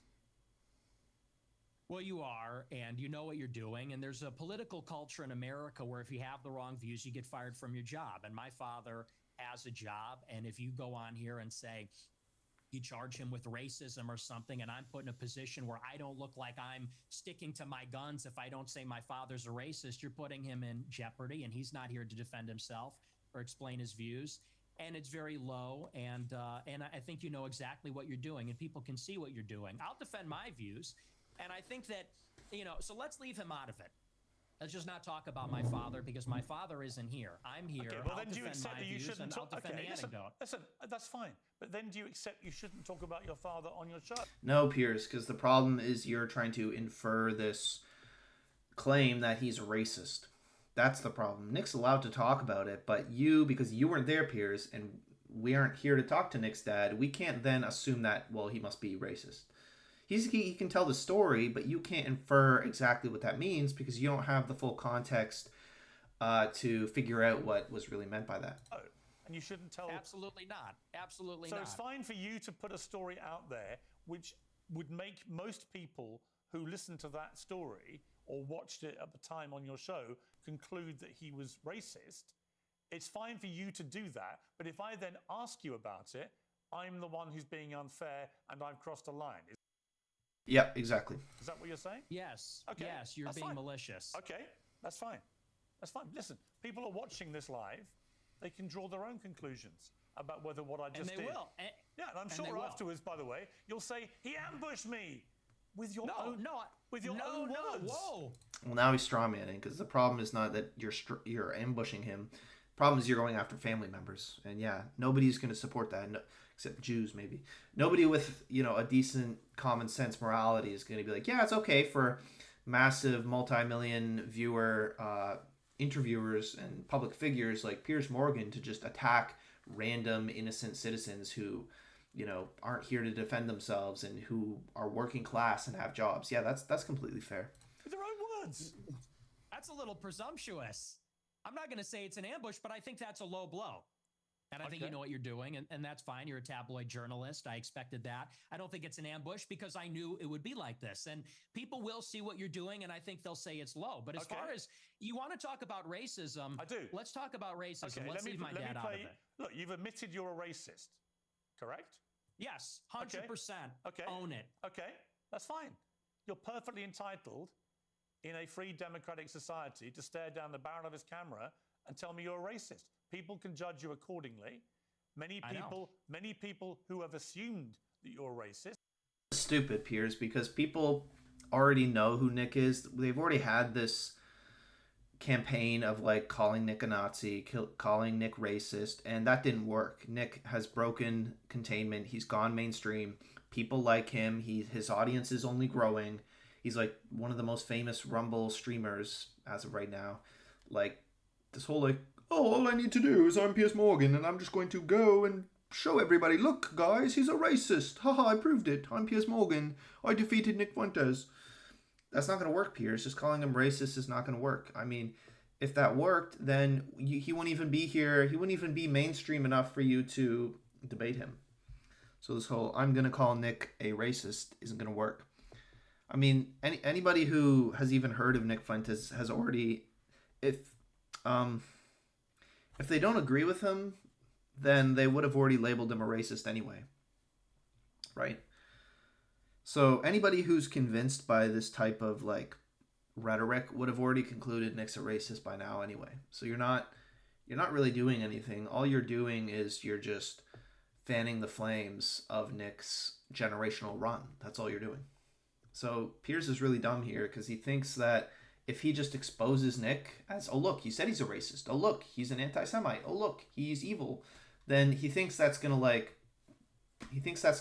do something. That's gonna make people will make up their own minds, and then they will themselves, the power of the people, will condemn Fuentes. No, the power of the people is gonna condemn you, Piers. Because your viewpoint is the outdated boomer SJW, viewpoint that people are sick of. People are with Nick Fuentes. will now have heard it from your own lips. That's fine. There you go. That's the point. The point of this interview is to go over the things you've said. Yeah, both of them kind of want to do the same thing. Piers is going to expose Nick, and Nick is doing this interview because he wants to get exposed. He wants exposure. But Piers thinks that the exposure is going to make everyone turn against Nick and ruin Nick, and Nick knows that's not how that's going to work because the tides have turned and the culture is sick of, boomer SJWs telling them how to think and what they can and can't say. And they agree with Nick. Like, young people agree with Nick. They're kind of sick of the current leftist center-right system. They want real change. They want something radical. Which have led people to reach conclusions about you and to ascertain whether those conclusions are fair and reasonable or not. That's it. I want to play you another clip. This is what you talk about why white people are justified in being racist. Let's take a listen to this. First, white people are every single bit justified in being racist. Every single bit justified, to the extent that means going out of your way to avoid black people when you see them. You stand by that? Absolutely. 100%. I mean, how long are you going to be the victim of a train stabbing? How long are you going to be the victim of a robbery or a teen gang violence attack in your neighborhood? How long are you going to be the victim of somebody starting a, shootout outside your apartment at 2 a.m., waking you up and, shooting out a window? Like, how long are you going to be a victim of this stuff before you're allowed to be racist and fed up with the way things are going, with all these people around you that shouldn't even be there? They should be in other countries. They shouldn't even be here. We let them here out of the generosity of, the niceness of white people, the generosity and charity of white people. Let them here. We'll afford you, take care of you. You're in a better society. It's safer. It's more prosperous. You can, use a little bit of our wealth and public services to better yourself. And what do? They return it with violence, crime, litter, destabilization, looting, ruining our public services, ruining the high trust society that we had built up. So yeah, people are every right justified because they've done nothing but trash our society and repay our kindness, charity, and generosity with violence, crime, and disruption. So we have every right. Absolutely. Their stay is they've overstayed their welcome. Absolutely. So white people should go out of their way to avoid black people when they see them. Yeah, imagine if you had a daughter. That's the simple way to think about it. Absolutely. They would be wise. Why? Because it's a lose-lose proposition. If you're Irina Zarutska and you don't walk the other way, you get stabbed to death and you die. If you're somebody else and you walk on the subway and you stand near a black person or something, maybe it's fine. It's a lose-lose proposition. No, I think that white people... Yeah, there's no reason not to look out for your own safety. Maybe you get away this time, but eventually you're going to be the victim of something. Yeah, it's wild that we live in a society today where now it's if you care about your own safety and you're precautious and you're self-defensive, if you are concerned about your own safety from violent racial minorities, if you care about your own safety and the safety of your loved ones, you're branded an evil racist. You're not even supposed to clutch your purse. That's racist. I think that white people have been beaten into submission, that we're afraid to tell the truth about it. And the truth is that when you go into these major cities like New York or Chicago, I believe she was in North Carolina, there is a menace, which is young, black, adolescent men. They're extremely violent. And we have been told that we have to pretend like they are every other person. We have to be colorblind to that. And we're supposed to go and be in the midst of all this danger. And I think that at this point, it's gotten out of control. You look at the BLM movement, they said that the reason that black people, are violent, or the reason there's crime, is because of police brutality, or redlining, or all these other things. They said we need to get rid of the police. We need to defund them. And a lot Yeah, leftists, think about this. Leftists are actually endangering yourself and your kids. They're putting them in danger with these lies. They're lying to you. They're telling you that black people are not a risk to be around. They're saying, oh, it's over policing. It's a mischaracterization. It's the racist police. It's the right wing. It's the Republicans. They're lying. It's these evil racists. They're lying to you. And they're putting your kids in danger. They're telling you it's okay to go and be around violent Somalians, violent black people, Pakistanis who do these gang rapes of, white female teenagers. Like they're actively endangering and putting your kids at risk with dangerous propagandic lies. So like you have every right to be racist and to hate these people who are constantly lying with statistics, lying to your face, pretending like black people are just the same as white people and there's no reason to treat any of them differently. There 100% is a reason. And if you care about your safety and your daughter's safety, your kid's safety, when you're out on public transit or you're just walking them down to the bus stop, then yeah, 100% you should be racist and you have every right.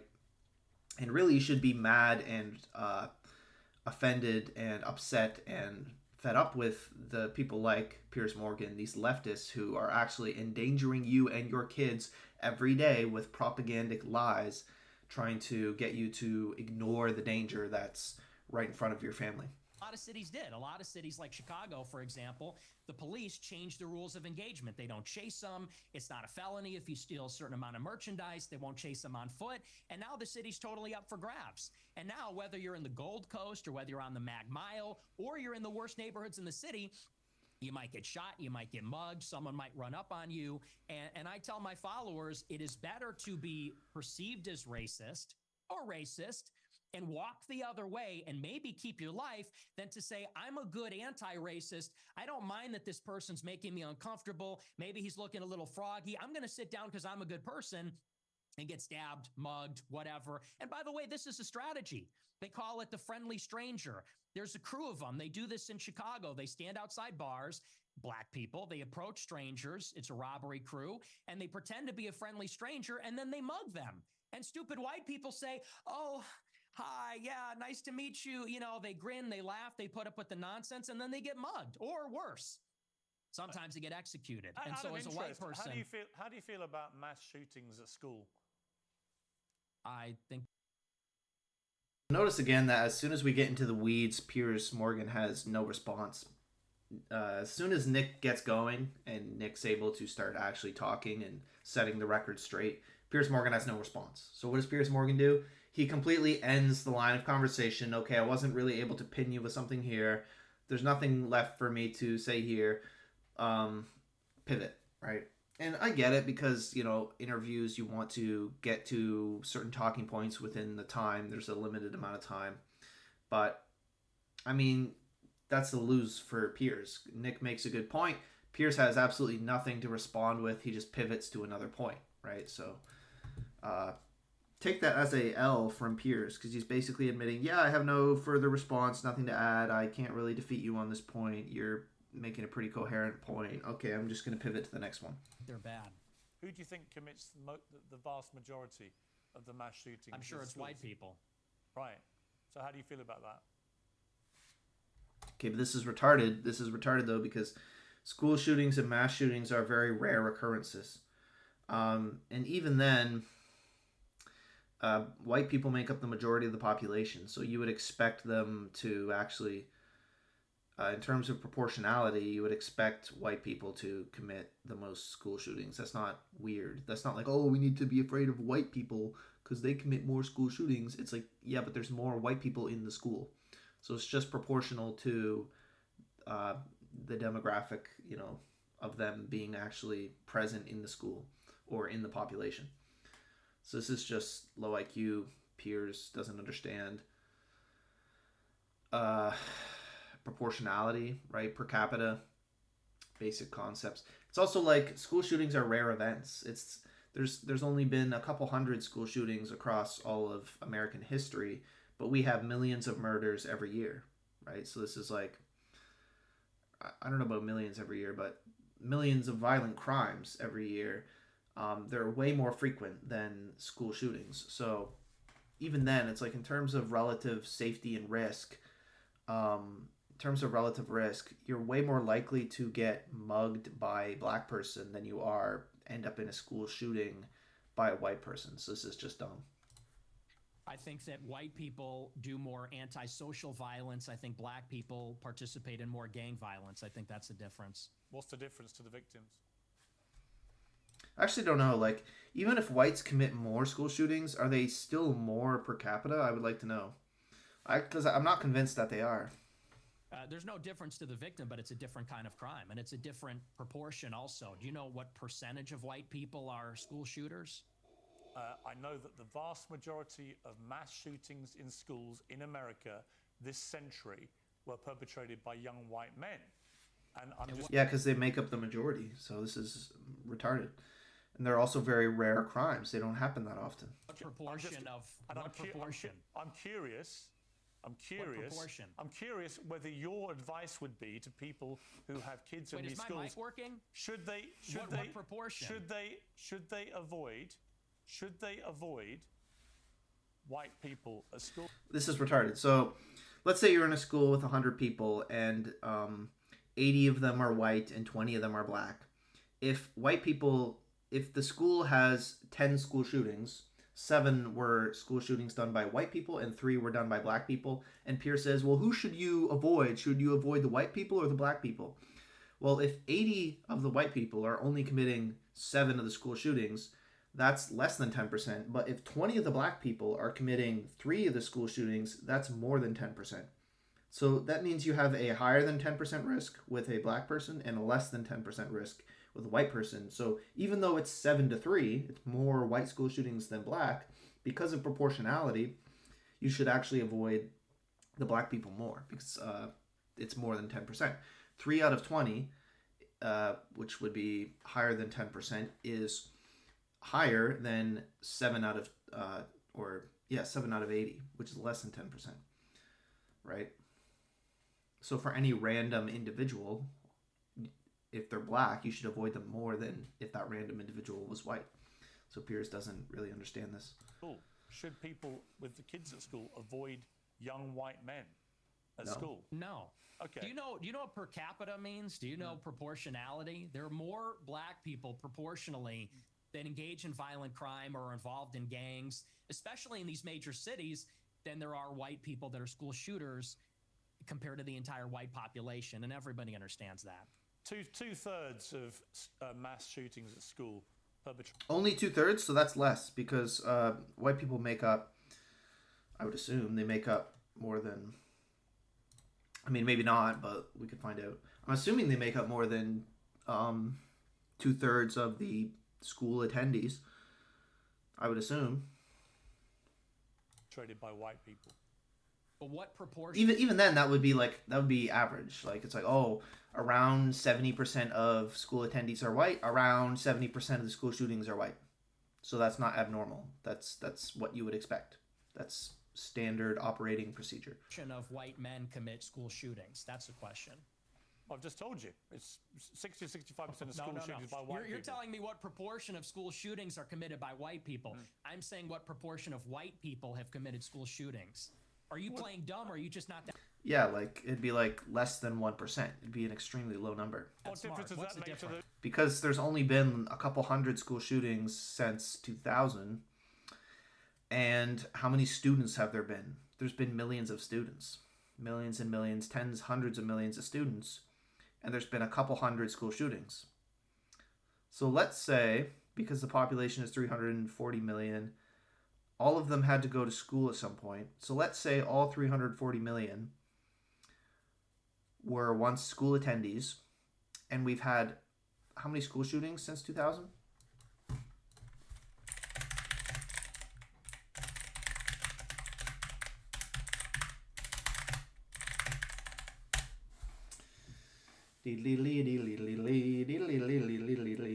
Oh, 2000. That's a lot more.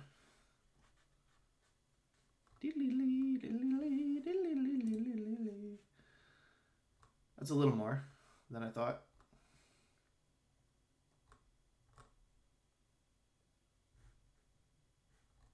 No, it says 574. With casualties, 574. Why is it saying 2,000 over here?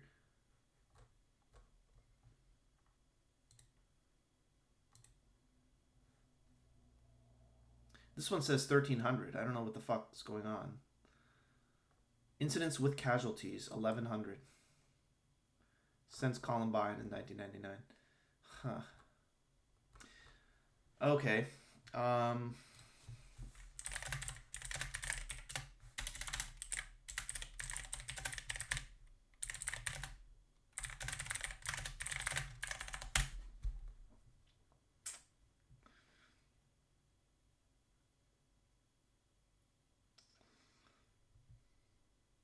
Right, so 4 million, so anywhere from 2 to 4 million every year graduates. So think about that. So let's say 3 million times 25 years is 75 million, right? So that's 75 million graduates, and we've had, I don't know any of these numbers, but let's say it's 2,000. Let's go high end. Let's say it's 2,000. So 2,000 school shooters out of 75 million. And then times by 100 equals... So the percent of people that... The percent of high school people in school that end up becoming school shooters are 0.002%.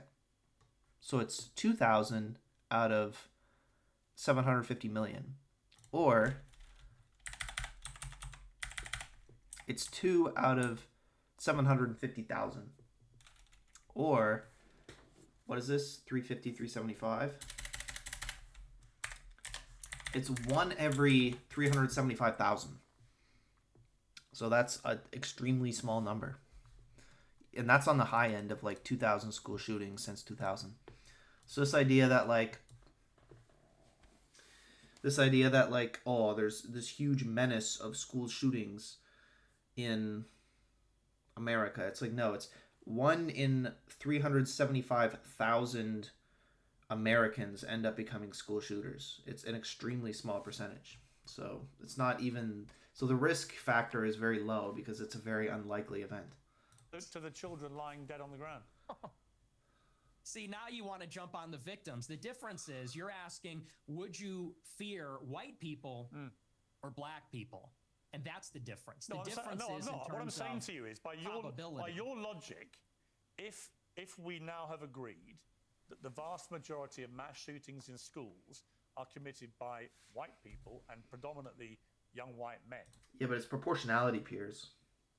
So think about this. If we have a population of 99 white people and 1 black guy, and we have 9 violent crimes committed by the white people and 1 committed by the black guy, that's a rate of 11% for the white people versus, what is that, 100?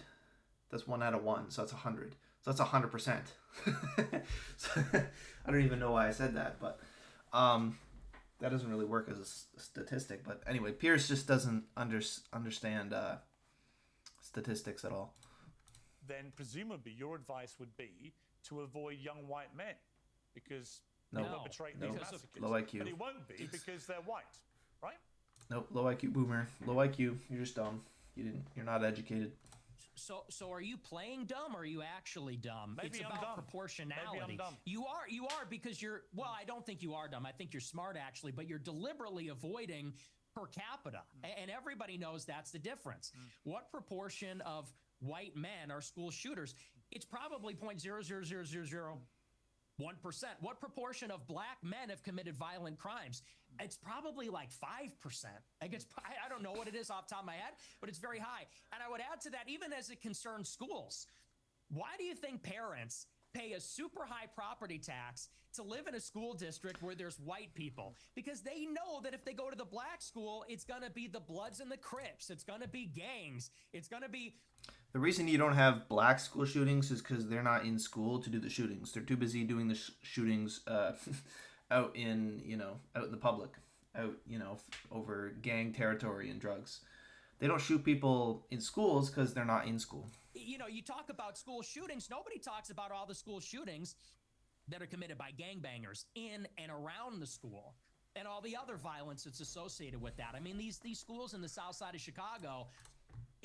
Think about it. White people committing school shootings, all that proves is that when white people do violence, they do it in like a school.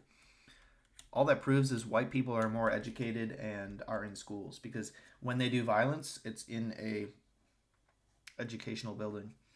Whereas a black person would never be caught dead, literally, in a educational building. You know, it's just not I have an answer for you, Nick. So the proportion of the population who carry out... Yeah, like, think about it this way. White crime versus black crime. Black crime out trying to get drugs in an apartment building in the ghetto. White people in a fucking school where they're learning algebra, right? Mass shootings is actually the same for black and white. For white people, the proportion of... The proportion again, of the population. are you hearing it? No. See, What's I think the trouble with your proportion? statistics is a lot of them don't bear much scrutiny. We have a bunch of... Wait, pause. No, so Piers is done. Answer for you, Nick. So the proportion of the population who carry out mass shootings is actually the same. What does he say? They know that if they go to the black school, it's going to be the Bloods and the Crips. It's going to be gangs. It's going to be... He's also got a teleprompter right there on the desk. So I don't know what's going on here. You know, you talk about school shootings. Nobody talks about all the school shootings that are committed by gangbangers in and around the school, and all the other violence that's associated with that. I mean, these schools in the south side of Chicago, you know, it's just not I have an livable. answer for you, Nick. So the proportion of the population who carry out mass shootings is actually the same. What the fuck does that mean? The proportion of people who commit the school shootings is... Does he mean like the proportionality is equivalent racially? Like each race commits an appropriate proportion of the school shootings? What does he mean, the same? That was a non sequitur sentence. For black and white. For white people? For black and white. So they both commit the same proportion for school shootings. Okay, then you can't by that logic say we need to avoid white people if white and black people are equally likely to commit school shootings. So that actually destroys your point, Piers. Proportion of... No, the proportion again, of the population. are you hearing it? No. See, What's I think the trouble with your proportion? statistics is a lot of them don't bear much scrutiny. We have a bunch of fact checkers checking all this in real time, because you do have a tendency to just come out with a lot of old baloney. And when you say, you know... Okay. So pay attention. He says, I don't know Nick. I've never known Nick before. But now he's characterizing Nick as a bunch of baloney. Oh, Nick, you always lie. He's building up this character of Nick as being this liar who presents false statistics. This is really ironic because Piers didn't understand per capita 3 seconds ago. And the fact check that Piers brought up just destroyed his own point. It just says black and white commit about the same equal likelihood, equal proportionality of school shootings. Okay, then that doesn't mean white people are inherently more dangerous and that we gotta avoid them, Piers. It doesn't work as a counter. When Nick talked about gang violence from black people and you go, yeah, but what about white people in school shootings? That doesn't work as a point because you just said they're both equally likely. Both races are equally likely, equally proportionate to commit school shootings. So you just destroyed your own point. And interesting how earlier you had said, I don't know you, Nick. I'm just trying to get to know the real you. You started off pretending like this is like a very clean slate, honest, good faith investigation without any baggage or presuppositions about Nick. And now you're saying, oh, Nick, you come up with all this baloney and all your statistics are baloney and you just lie. And now you're characterizing Nick as this person who's regularly dishonest. Okay, well, under what context is he regularly dishonest? Isn't this your first time meeting him? So how are you going to say he's dishonest? Well, it's true. And when you're confronted with reality, you don't like it. What's the figure? What proportion of white people have committed school shootings?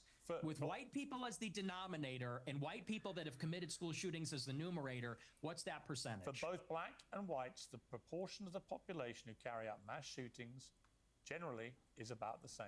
Okay, but that destroys your point, Piers. No. Tell me the number, and yet your own. Right, because Piers tried to say that we should avoid white people because they're more likely to commit school shootings, and now he's refuting himself by saying that white and black people commit about the same proportion on average. The only focus of your attention. Notice how he didn't list any numbers, so he just had some like Jewish teleprompter give that talking point to him and didn't provide any of the context or the study. Because Piers did the same thing earlier. He provided a study that says the crime statistic is at about 1 in 100 violent murders. That's the official crime statistics. From where, Piers? What source? From the FBI? From, polling? From the local county? Like, where's this official statistic coming from? Tells me he's not actually sourcing these stats himself. He's getting them as talking points from other people who are probably sourcing them from like Bloomberg and the New York Post. Is the black shootings, the black crime. You don't want to live around black people. You want to avoid black people. You don't want interracial marriages or relationships that may produce black people. And yet, when I point out to you that there are many parts of crime in America where actually there's a majority of white people that perpetrate them, you don't care. You don't have any interest in that. It doesn't exercise your mind. Maybe because you don't... Yeah, so Piers is desperately trying to frame this a certain way, but Piers just didn't understand the stats. He doesn't understand the correct way to interpret the stats, and his narrative just doesn't work.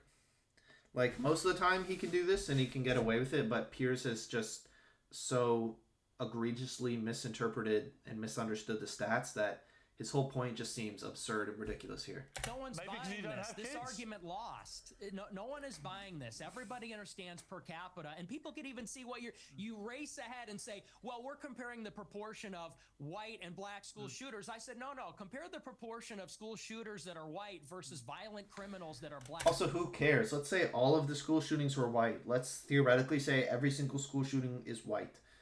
Okay, well, there is a very rare and very minute amount of school shootings. They're a rare occurrence. It's 1 in 375,000 students end up becoming school shooters. Extremely rare. So this idea that we have an epidemic of school shooters who are just every day running around committing crimes and shooting up schools, and we need to be worried about them, is not true. They're fairly rare events. They happen a couple of times a year, whereas we have millions of violent crimes committed every single year, millions of them. Meanwhile, we might have 4 or 5 school shootings for the entire year across the entire country, which is basically nothing, right? Think about this. It would take 10 years for so if there's 50 states in the Americas and there's 4 to 5 school shootings every year, that means it would take 10 to 12 years for your state, wherever you live, to have 1 school shooting in that state. Right? Think about it. Does that make sense? Let me see. Like, even if we go with the 2,000 number, divide that by 50 states, divide that by, so that's 40. So that's 40 school shootings per state on average for 25 years. So that doesn't seem quite right. 40 divided by 25, that'd be 8 over 5. So that would be for every 8 years, it'd be 5 school shootings. Does that seem right? Yeah, why did I say it was... Yeah, why did I say that before? But anyway, let's say 2,000 school shootings since Columbine. So it's 25 years. So 2,000 divided by 50 states is 40. So that's 40 school shootings per state over 25 years. That's 8 over 5. So that's 8 school shootings over 5 years per state. For any individual state, that's 8 school shootings per 5 years. So when you think about it like that, that's barely any. I mean, that's for the whole state. In 5 years, there's going to be 8 school shootings. And how many schools are there in a state? There's probably like an immense amount. So it's very likely that your school that you're at won't even experience a single school shooting. Meanwhile, there's millions of violent crimes being committed across the entire continent or entire country every single year. So this is ridiculous. because that was the basis of the monologue, is that you're very likely, if you encounter black people or a young black man in the city, that you're going to be the victim of a violent crime, of a robbery, a mugging, a car theft, a carjacking, or a murder. That's the difference, and it's about proportionality. And everybody sees past that because we all live in reality. You want to talk about product of your environment. People that live in New York, Chicago, LA, we live in reality. We live in this environment, and we see what it's like. And the threat, the danger, in terms of probability, it's not even comparable. And I would add, I would say this, to your point. If you're in a high school and truly, if you see a white person who looks like a little autistic, he's got the SSRI stare, and he reaches for a backpack, people joke and say, run. Similarly, if you see a jalopy... Yeah, good point. If you see someone who looks like a school shooter and they're white, be racist against them, right? Be discriminatory against them. Go right the fuck ahead. Yeah, good point. If you see someone who matches the profile of a school shooter, then yeah, you have every right to protect your own safety and take whatever precaution you need to protect your own life, 100%. So even in the example of like the white person who looks like a school shooter, dresses, gets bullied, looks like they're on drugs, medications, has a absurdly large backpack, then yes, even in that scenario, you're also allowed to be a little bit racist and take care of your own safety. So great point, Nick. Be pulling up with a bunch of black people in it and they got their pants around the ankles, you're gonna run also. And I'm saying the same thing. The difference is the latter happens much more often. It's much more common. In Chicago, there's like 10,000 carjackings and car thefts every day. It's in the thousands. It happens all the time. How many mass shootings committed by autistic SSRI white people? I don't even know. I mean, it's probably in the single digits in the last decade in this city. That's the difference, and everybody knows that. But you're really just trying to carry water for liberal ideology. It's an ideological position. No, I'm really not. I can absolutely say, yes, there is way too much black on black crime, for example, involving guns in Chicago. And black on white also. Yes, but there is way too much gun violence in Chicago, right? I mean, it's indisputable. Yeah, but is it gun violence or is it like violence in general, right? Or is it racial violence? So this is what these stupid British cucks try to do every time, is go... and they did the same thing with the Charlie Kirk shooting. They're like, yeah, gun violence is bad. That's why we need to get rid of guns. Yeah.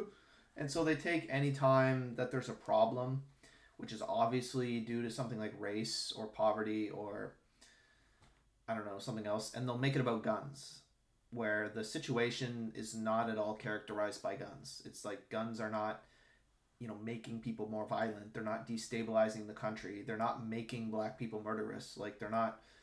It doesn't characterize the problem at all, but they'll just make it about guns anyway because they're a bunch of liberal ideologues.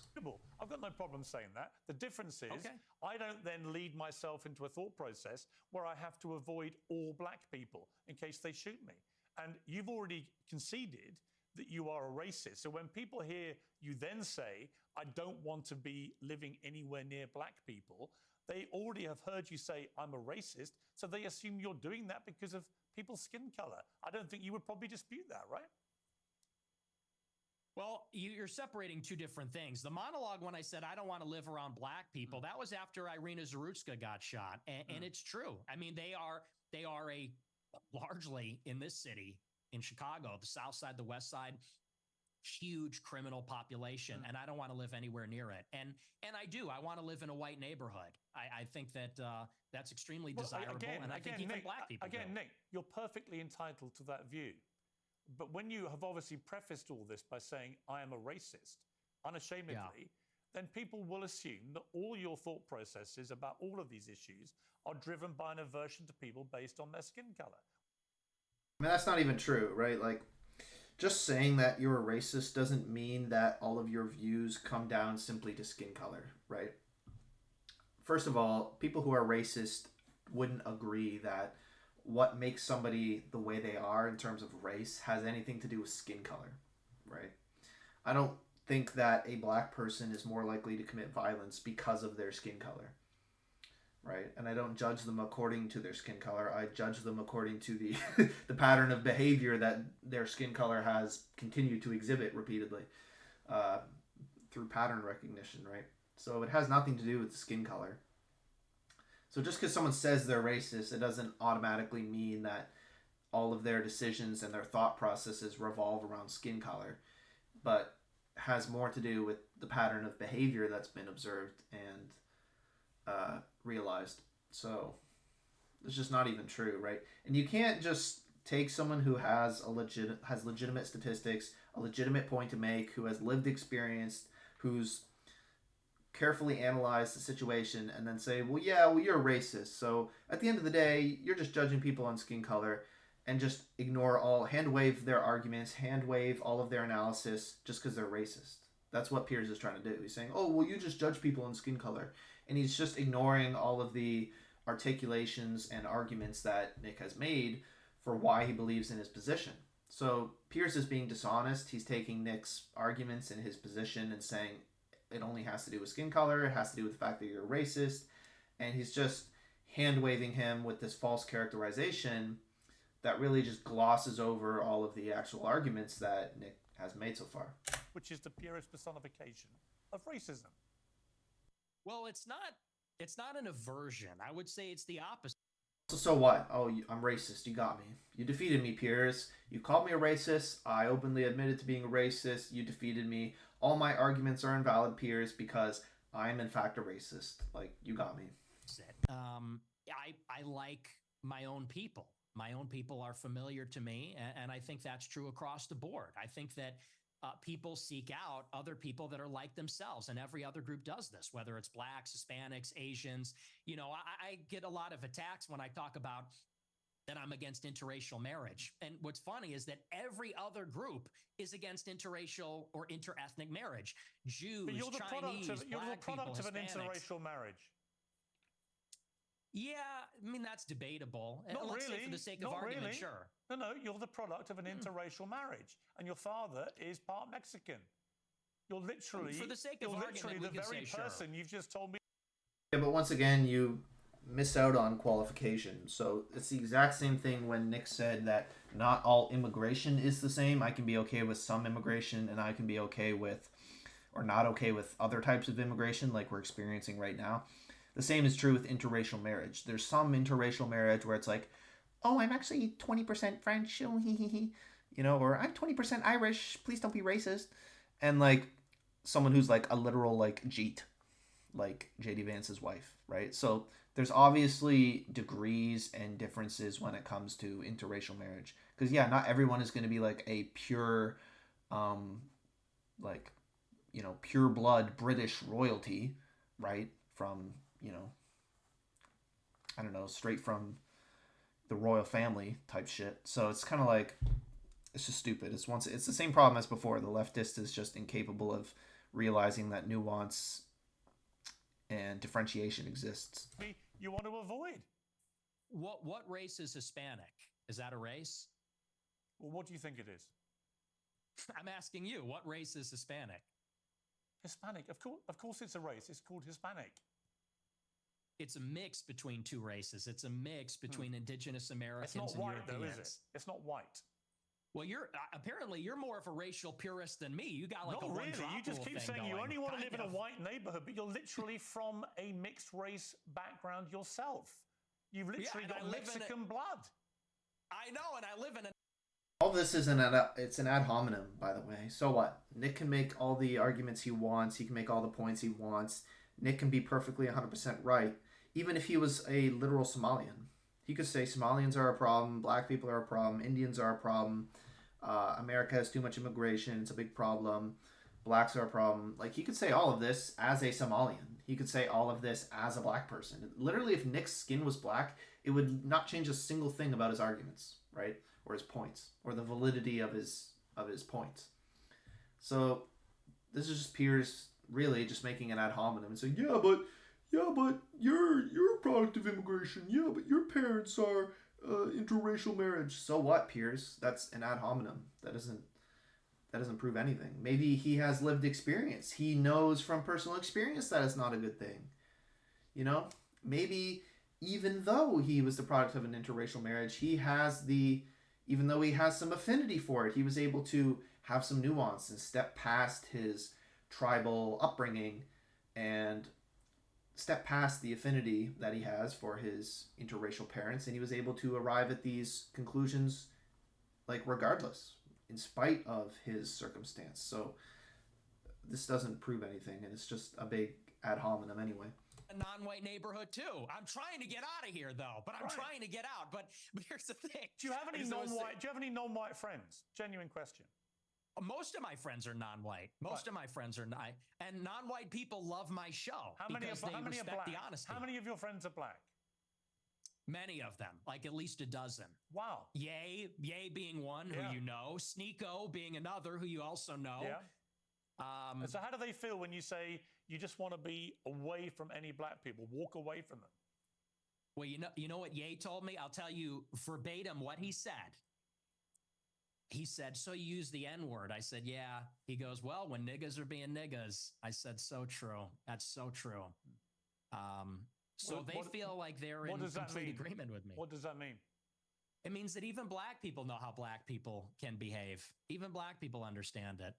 And they know that it doesn't come from a place of, and you use the word aversion. That's the first thing I'll actually dispute. Okay.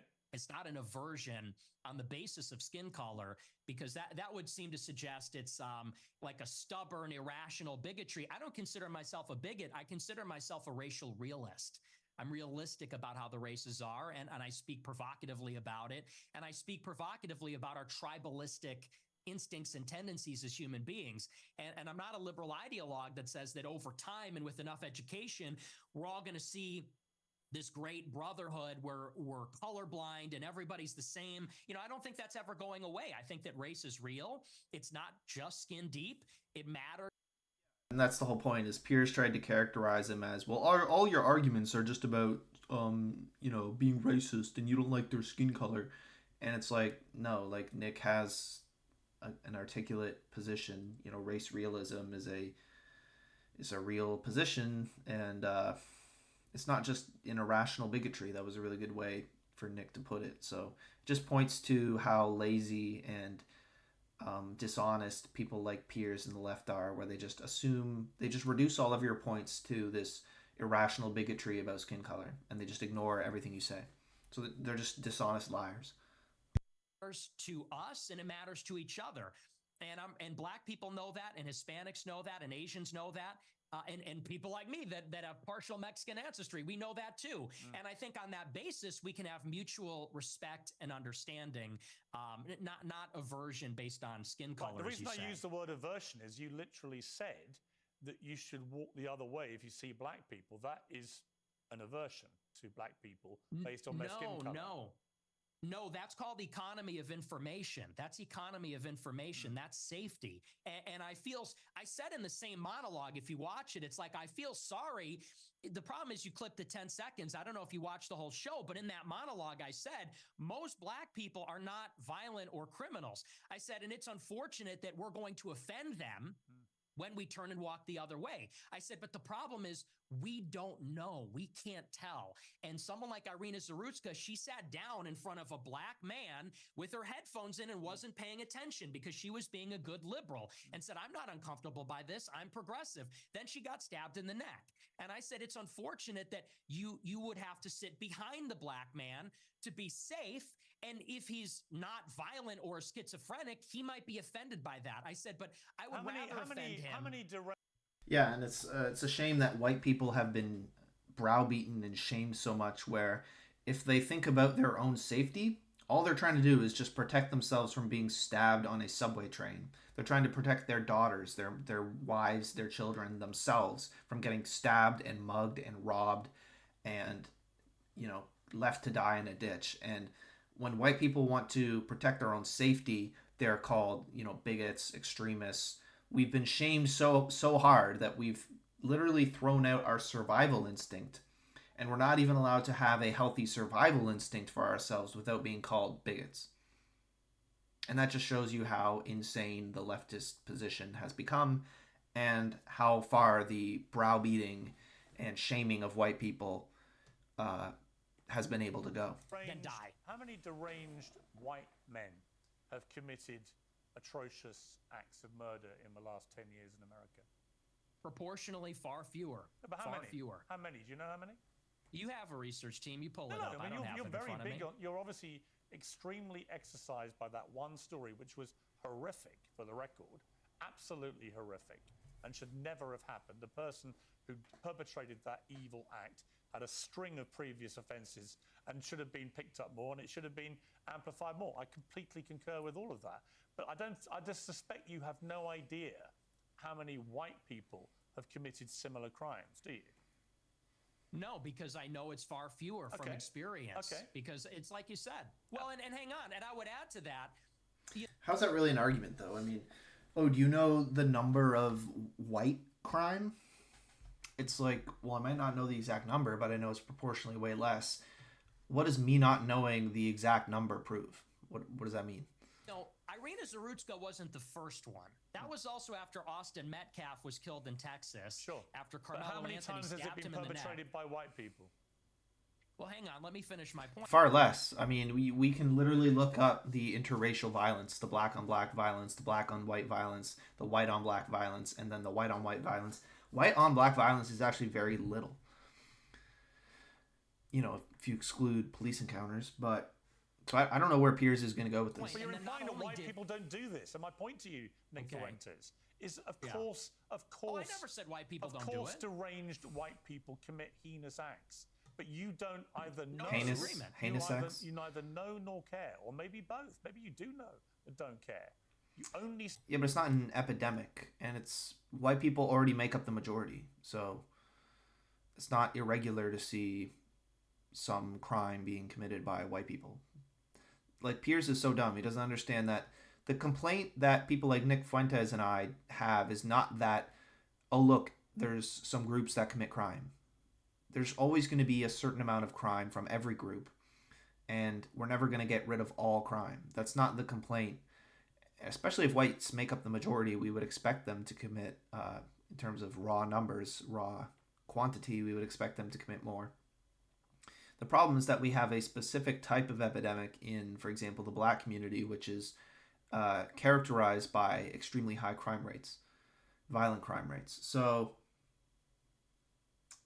it's just a misunderstanding of the point where it's like, we're not saying that nobody else commits any crime and blacks are committing all the crimes. We're saying that there's a epidemic, there's a specific phenomenon going on of extreme high quantity, high proportionality, violent crime being committed by black people. Seem to be focused on black people who commit crimes. And again, if you hadn't prefaced... Yeah, because there's a specific phenomenon in epidemic. There's a normal, allowed, expected, unavoidable amount of crime that's committed by every group. And so it's not really anything to focus on. It's like, oh no, Japanese people commit some murder too. Let's freak out about Japanese. But they are not an epidemic that is terrorizing society and ruining the major cities and so on and so forth. So it's not... So the proportionality matters into whether or not this is a specific phenomena that demands attention. The whole debate about racism by openly conceding you are a racist, I could read other connotations into what you've been saying. But once you've said, I'm a racist, and then you only talk about black crime, I think people can watch this and they can say, yeah. That's like the shittiest argument ever. That's like saying, the only reason you talk about black crime is because you're a racist. No, because there's a specific, unique phenomenon with black crime that's different from white crime. They commit it way more. And it's ruining our major cities, and it's having major consequences. We had white crime in the 1970s and 80s, and it wasn't great, but it wasn't destroying our society. It wasn't eroding public trust. It wasn't eroding the public institutions. It wasn't forcing Walmart to lock every single item behind a glass cage.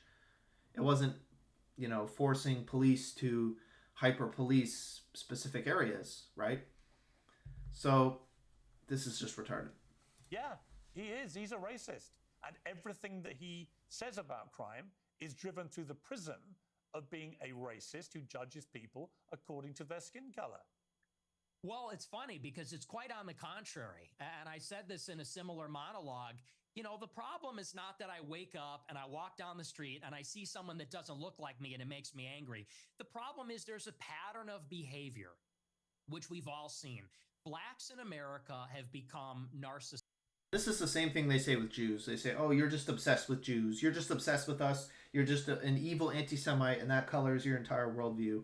And that's why you are the way you are. And it's like, no, there's a term for it. It's called noticing. And that's all we're doing, is we're just noticing what you're doing. So it's this projection where it's like, you're just obsessed with us, and you're the problem, and you're spinning all these narratives out of thin air, and you're creating all of this. It's like, no, actually, most white people are pretty reasonable. Most white people want to get along with other people. They want to be friendly. They don't want to be racist. They want to be liberal. Like, it's a nice idea. Like, being liberal is a nice idea that most people would like to be in. And the reason people like Nick and I are frustrated is because, yeah, on one level, we would like to be liberal. We would like to live in harmony with every other race and every other group. But if we're going to be continually browbeaten by the left and the Jews and have our power and our country ripped away from us, flooded with immigrants, and shitified, the great enshittening, as they say, then we're going to get frustrated. And that just happens to do with us noticing the pattern of behavior that's exhibited in front of us. And this applies to, you know, the black crime rate, Somalian, Indian immigrants, Pakistani immigrants, and the like, and the Jewish problem as well. Narcissistic, and they become narcissistic because they've been told they're victims of racism, they're victims of slavery. They've been told really there's no accountability. If they're rude, if they're inconsiderate, if they're criminal, they are told that they have no agency for their actions. They're being told, if you act in this way, it's because the white man made you that way. It's because the system's rigged against you. And so we've been telling black people this for a generation, and now there's no rules. Now they go, and what we hate to see as decent people, not even as white people, but decent people, even black people too, what we hate to see is rudeness, obnoxiousness, inconsideration, criminality, violence, and that's that pattern of behavior that we see all over social media, on the just to body be clear, cam footage, you don't like black people who play the victim and are rude. Is that your position? I don't like that pattern of behavior. And who are narcissists? I see where this is going. Yeah, Are you going to turn this around on me? You're ahead of me, aren't you? Because when I said, what black friends have you got? You said, I am kind of black, aren't I? No, not that. You said, I'm not saying you. I'm just saying your choice of black friend is Ye, who is arguably the #1 black victimhood narcissist in America. Do you understand the problem? So he's your friend. No, I mean, is that really fair to say that's a characterization of Ye? I mean, they literally took his Nike deal. Kim Kardashian literally took the kids. So no, I think there is like a legitimate thing there. That's not him being narcissistic or pedantic. So I don't know. He's one of the very few black people. Sneeko did lose his channel. I don't know what to say.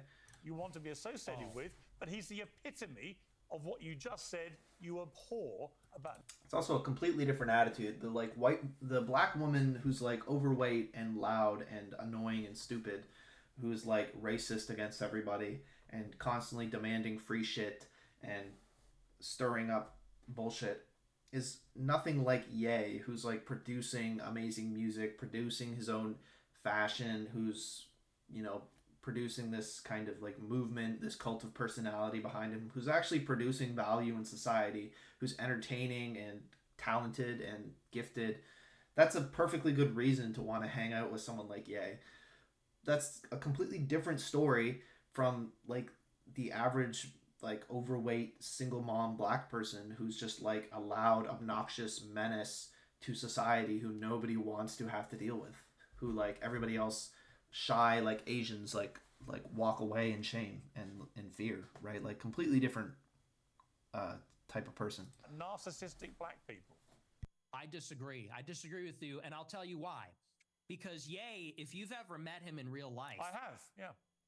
Okay, well then you know he's nothing but polite, considerate. Actually, he was very rude to me the last 2 times I interviewed him. He's a supreme narcissist, and he's also. Well, you keep interrupting me. You're very rude. Are you black? I Because you're being very rude by interrupting me right apologize now. to you. I'm giving you a hard time, but I Okay, do want to finish my point.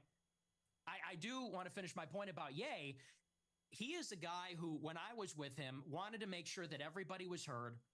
Everybody felt included. He's actually a very soft-spoken guy, very polite, and by the way, not violent. When you look at all the rappers that are in the music game, many of them, especially from Chicago, drill rap, they're talking about killing people, shooting people, they gangbang. He notably, if you know about him, he got his start because he was a nerd. He wore a backpack and a polo, and he wasn't a gangbanger. He rapped about his feelings and girls and his dreams and his ambitions. So, no, and by the way, he would tell me all the time, he doesn't even feel black. They make him feel not black because he doesn't do those things, because he's soft-spoken, because he's artistic, because he's a bit of a nerd or likes fashion. So I would disagree. He's actually not like that at all. Okay. We're talking he's also a Hitler-loving anti-Semite.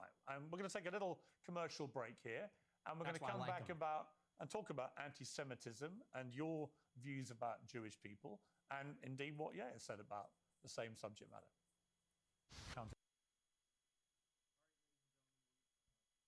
All right, ladies and gentlemen, we're going to pause it here. We'll do a part 2 later because we're hitting the 2-hour mark and we're well past it now. Yeah, what's my assessment of this interview so far? It's very weird. It's very awkward. Piers is kind of insufferable to talk to, and Nick is trying to be funny, he's trying to be energetic, and he's trying to make these articulate points about like why he believes what he believes, and then Piers just doesn't engage. Piers is actually being he's not engaging at all. He's being very confrontational, aggressive, disagreeable, but he's not actually engaging with any of what Nick is saying. Nick makes this articulate point, Piers just pivots to a new talking point. Nick makes this point, Piers misunderstands per capita and proportionality. Nick makes this point, Piers just strawmans it, hand waves it, and glosses over it as, well, you're just a racist. And Piers tries to say, aha, I got you, you're a racist. And then Nick is like, yeah, okay, and therefore. So it seems like we have two individuals coming from completely different worldviews. They're not jiving with each other. Very disjointed. Nick he doesn't give a fuck. He's like, yeah, I'm racist. Women are the problem. Blacks are the problem. Jews are the problem. 100%. I stand by that. And then we have Piers, who thinks this should be the kill shot, and it just isn't, right? Because that's a crazy ad we see there. Uncover the truth behind COVID-19. Thank you, Dr. Fauci. Dang, bro. So yeah, this is like just two different worlds colliding. We have the soft, soylent, effeminate cuck boomer, and then we have the working class Chicago edgy right-wing Gen Z American on the other side, and they're just not jiving well. I guess like there's not a lot of energy or chemistry that makes this a good interview. If I had to say who's winning, I would 100% say Nick. Piers is definitely not winning any favors with going after his father, misunderstanding per capita, and his only gotcha was supposed to be like this, oh, I got you, you're a racist, oh, you're an anti-Semite. It's just not working. Like, nobody's buying it. Nick is taking it on the chin. He's saying 100%, yeah, right on. I agree with all that. And it's not working. So Nick is holding his frame. And Piers thinks the audience is going to, well, the audience will decide whether or not you're a racist. And it's like, yeah, and Nick is popular. Nick is on a generational run. They will decide that Nick has likely come out victorious from this. So I won't even rely on the audience, Piers, to vindicate you, because I don't think they will. But anyway, that's my take on it. We'll get a part 2 for you guys coming out soon. Hold on to your hats and leave any comments down below what you guys thought of this interview and if I missed anything. Take care.